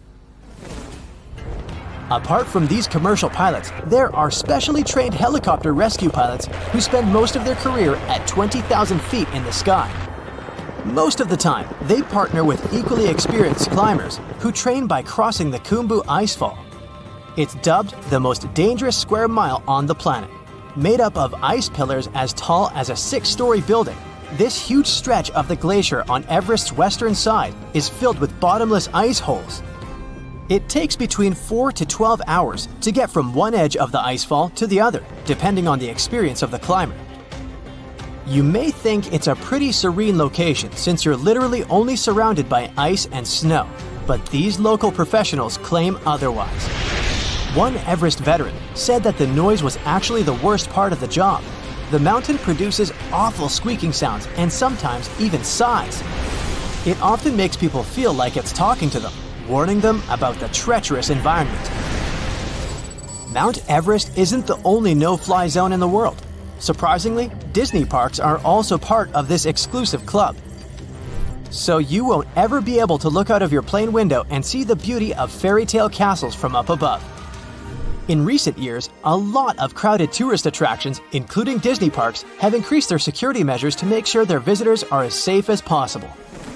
As such, no aircraft is allowed to fly within 3,000 feet of Disneyland in California or Walt Disney World in Florida. It was initially a temporary ban, but this rule became permanent back in 2003. Some other places don't have planes flying over them because of their historical importance, like Machu Picchu, located in the Peruvian Andes Mountains. There's also a large number of rare wildlife species and plants that grow exclusively in this area. It's crucial that they're protected as well as possible. What does it have to do with planes not flying over that area? Firstly, it reduces the volume of harmful chemicals in the area. Secondly, if a plane ever needed to perform an emergency landing in this location, it'd cause irreversible damage to buildings and wildlife. Surprisingly, planes can fly over the Greek Parthenon in Athens, but with one condition: not to get closer than 5,000 feet above it. This way, the historical building is kept a bit more protected from any emergency landings, since there are specially designated areas around it. You won't be able to see the Taj Mahal from above either, since it's one of the most important, oldest, and most beautiful pieces of architecture in the world. It also needs added security features. This building dates back to the 1600s. UNESCO announced it a World Heritage Site in 1983. The Indian authorities set up a no-fly zone above it in 2006. They did it to safeguard not only the building itself, but also the crowds of tourists that come there each year, 7 to 8 million people. Buckingham Palace is well known for being the residence of British monarchs. So, for the Queen's security, a no-fly zone was set up here too. Planes aren't allowed to fly over Windsor Castle either, to make sure the royal family is equally protected. Other important British buildings with no-fly zones include Number 10 Downing Street, the British Prime Minister's official residence and office, and the Houses of Parliament. George Washington's home in Mount Vernon, Virginia, can only have planes flying above it at more than 1,500 feet. The historical wooden mansion was built for President George Washington between 1758 and 1778. Unfortunately, the building has seen a lot of damage over the years, so in an effort to preserve it better, authorities decided to prohibit vibrations produced by flying aircraft. That's why another no-fly zone was established there.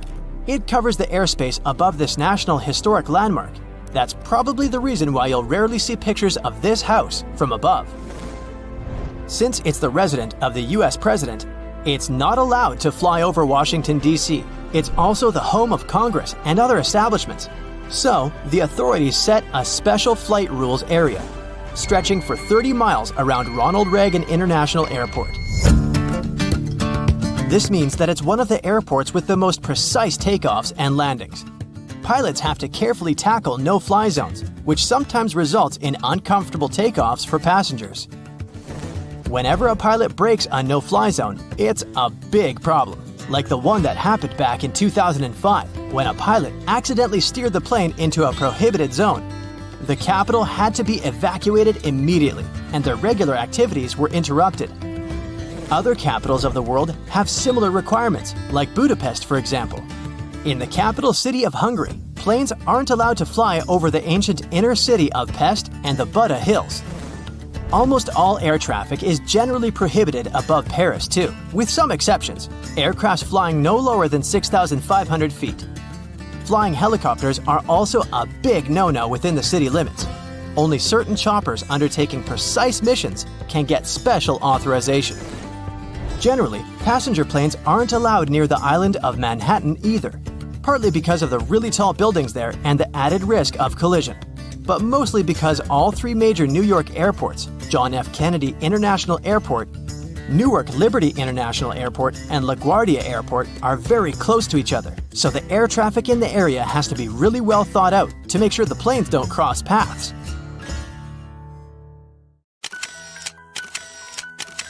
At the beginning of the 20th century, somewhere off the coast of West Africa, a German steamship was leaving the port. Suddenly, the weather got worse, and the vessel entered a thick fog. The sailors ran aground on a sandbank close to the shore. Luckily, no one was hurt, and they were even able to save their precious cargo.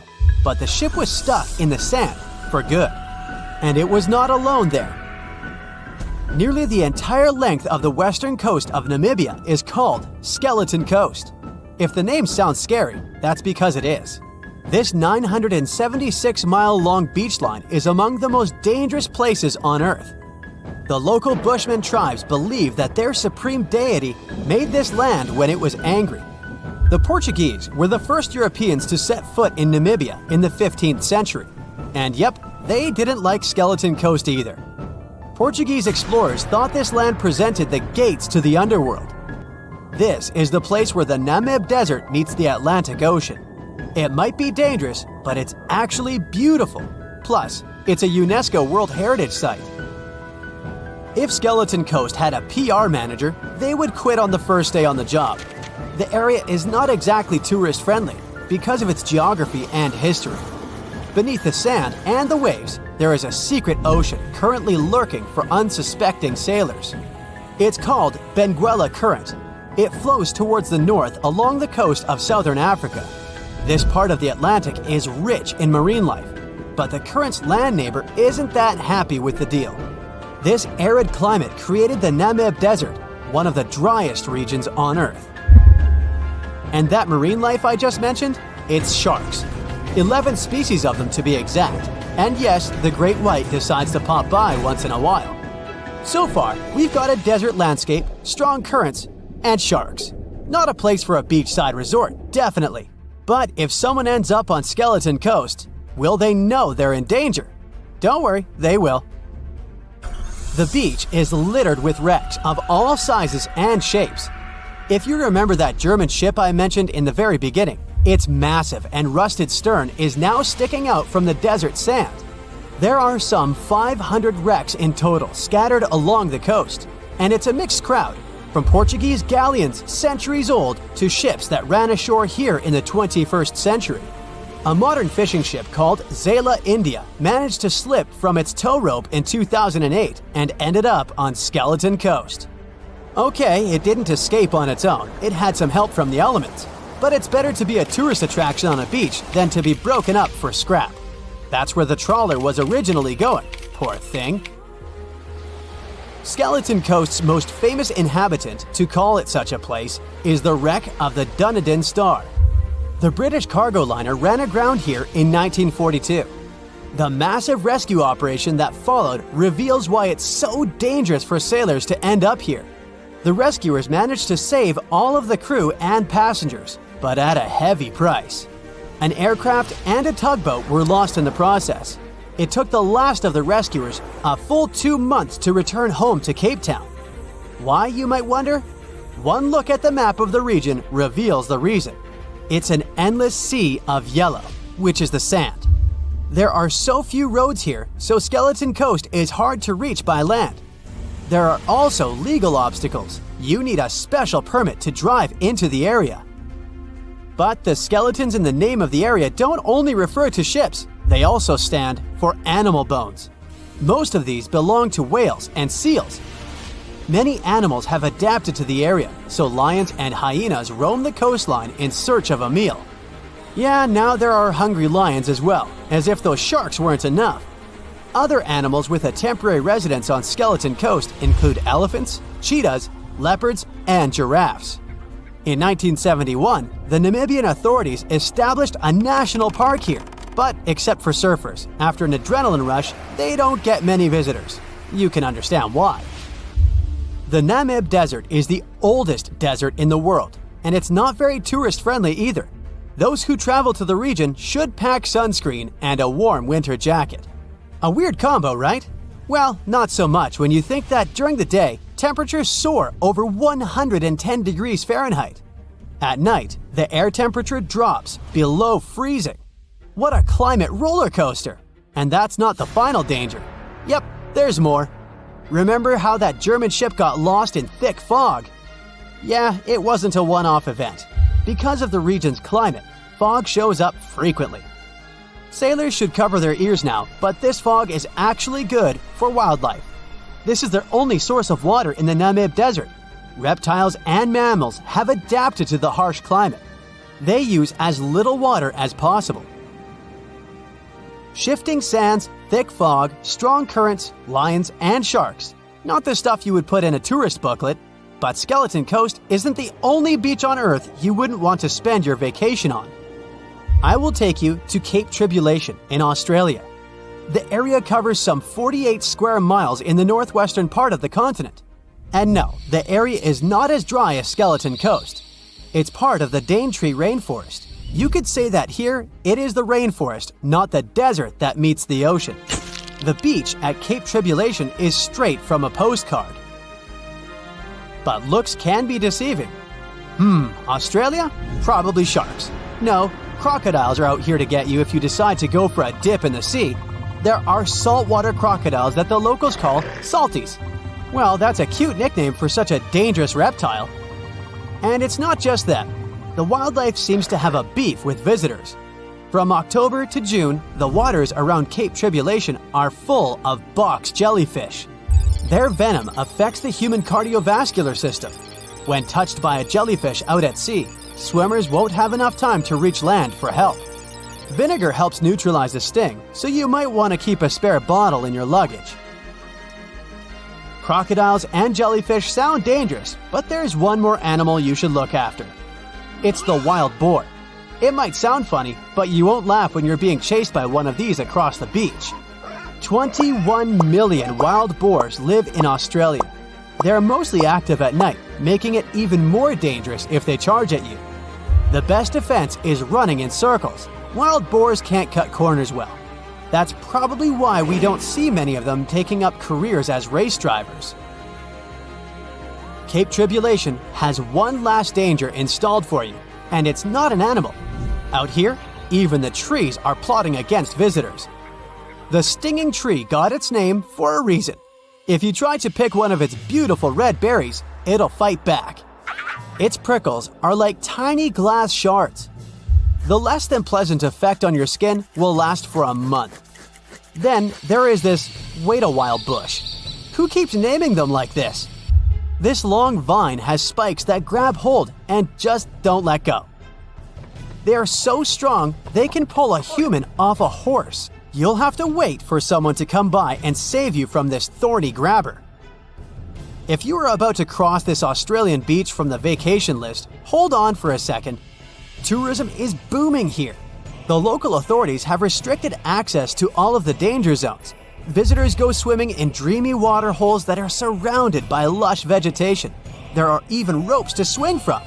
Now, that's a beach you can finally relax on. The voyage started just like any other. The cargo ship SS Cotopaxi is making another journey to Havana, Cuba, to deliver coal. It's November 29, 1925. For Captain Meyer and his crew, leaving Charleston Port, South Carolina, it will be the last trip the ship ever makes. Its route ran through the Bermuda Triangle. 2 days into the trip, the Cotopaxi sent out a distress signal. It had got caught up in a strong tropical storm and turned over on its side. The wind was very strong and there was powerful lightning as well. Rain gradually filled the ship's hold. Then there was a bright white flash, and the ship disappeared without a trace. Later, its wreckage was found in the Gobi Desert, which is in a completely different part of the world. All 32 crew members, including the captain, were missing. Of course, the part about the Gobi Desert is fictional. For one of his movies, Steven Spielberg came up with the idea that the ship was moved there by aliens. Still, in real life, the ship was never found, and its crew really did disappear. It was officially declared missing a month afterward, and nobody could find the wreck. It seems like a classic case of mysterious things going on in the Bermuda Triangle. But most mysteries are solved sooner or later. In 2020, the Cotopaxi was found. A man named Michael Barnett had moved to Florida to study shipwrecks off the coast. One wreck in particular really caught his attention. It was much larger than the others, and the locals called it the Bear Wreck. It was about 40 miles from St. Augustine in northern Florida, but no one had ever managed to identify the rusty hull. So Michael started to do some detective work. He measured the size of the shipwreck and started working through all the information he could find. He researched hundreds of old newspapers, leafed through insurance records, and looked at artifacts found on the wreck. After hundreds of hours of hard work, Michael was sure it was the Cotopaxi. But a few years before, there had been a rumor that the same ship had been found off the coast of Cuba. The Coast Guard found the wreck of a cargo ship about the same size that looked a lot like the one lost in 1925. Michael was sure they were wrong, so he teamed up with some science journalists and kept investigating. Soon they discovered something that seemed to confirm Michael's belief. Divers found brass valves with the letters SV on them in the wreckage of the ship. Michael suggested these initials referred to Scott Valve Manufacturing Company. The headquarters of this company was in Michigan, not far from where the Cotopaxi had been built. The company had probably supplied parts for the Cotopaxi. So the puzzle seemed to be solved. The Bear Wreck was really the missing cargo ship. But Michael still needed to work out why the ship had sunk. Did something mysterious really happen to the Cotopaxi in the Bermuda Triangle? Later, Michael found the testimony of the ship's carpenter among some old papers. The carpenter claimed that the hatches covering the coal on the ship had been in a terrible condition before it sank. Repair work on the covers wasn't finished before the crew got the order to sail to Cuba. So if the hatch covers were still broken during the trip, water could have easily gotten on board. This water probably flooded the hold during the tropical storm. This was the real reason why the Cotopaxi went down. There was really nothing mysterious about it. It was just a mistake made by ordinary people. But this is just one example out of dozens, or even hundreds, where ships and planes have gone missing in the Bermuda Triangle. We still can't explain some of these incidents. It seems like there really is something weird going on there. One of these strange events happened in 1948. A passenger jet was headed for Miami from San Juan, Puerto Rico. It disappeared in the same area as the Cotopaxi. The 32 people on board vanished without a trace. The weather was clear throughout the flight, but experts think that when the plane was about 50 miles from the coast, it could have been hit by a strong wind that knocked it off course. Years later, a similar plane was found in the area of the Bermuda Triangle, but because no one could work out the registration, it was impossible to say for sure if it was the same one. Something even stranger occurred not long before, in 1945. 5 planes went missing all at the same time. Some trainee pilots were practicing their navigation skills, but when they'd finished, it seems they couldn't find their way back home and disappeared. Many people assumed they just ran out of fuel. This seems likely, but still, the circumstances were really strange. The trainees were being supervised by an experienced pilot who had 2,500 hours of flight time. He would never have let a group of newbie pilots get that far away from their base. Even now, people still debate what could have happened. Some insist the pilots ran into something supernatural out there in the Bermuda Triangle. But who knows? And here's another freaky thing that happened there which no expert has been able to explain: time travel. In 1970, Bruce Gernon was flying a plane from Andros Island to the Florida coast. When he was at 11,500 feet, a giant cloud appeared in front of him. It kept getting bigger and bigger, and he had no choice but to fly through it. As soon as he did, the plane was surrounded by darkness. It was as if the day had turned to night in a split second. Suddenly, Bruce began to see white flashes of light around him. They were so bright that they lit up the entire sky. But they weren't lightning bolts, although he couldn't really explain what they were. The plane continued through the strange cloud for almost a half an hour. Bruce noticed that the cloud changed shape during this time. The space around the plane turned into a tunnel. Then the tunnel started narrowing. Bruce became really tense as he tried to cope with the plane's controls. All his instruments and navigation equipment were going crazy, and the electronics stopped working. Then, a white light appeared at the end of the tunnel. Just like in the movies, the plane escaped the closing cloud tunnel at the very last second. Everything was fine, but now Bruce found himself in some white fog. He had no idea where he was. Then he managed to contact ground control. He was shocked when he learned that his plane was already in the airspace above Miami. It seemed that something impossible had happened. Bruce was meant to cover a distance of about 250 miles during the flight. This usually took 1.5 hours, but he had managed it in just 47 minutes, almost 2 times faster than normal. When Bruce landed, he went to check the amount of fuel left in the tank. It turned out he'd used up a lot less than the normal amount of fuel as well. Could there be a logical explanation for the time-traveling plane? Well, records show that a large number of sunspots were detected on the surface of the sun that day, and there was a strong solar wind. This could easily have made the electronics and devices on the plane go crazy. But what about the mysterious cloud? The Florida coast is a place where 2 large air currents meet. One has a high pressure and the other is a low pressure one. This causes a lot of storm clouds in the area. But people still debate how Bruce was able to cover the distance so quickly. Some people say that some kind of mysterious dark energy was involved. Others say it was a gravitational anomaly that curves space and time. Others think that Bruce is just a fraud. We still don't know the truth. So, is there really something supernatural about the Bermuda Triangle? Or is it all just coincidences and made-up stories? The truth is that no more planes and ships disappear in the Bermuda Triangle than anywhere else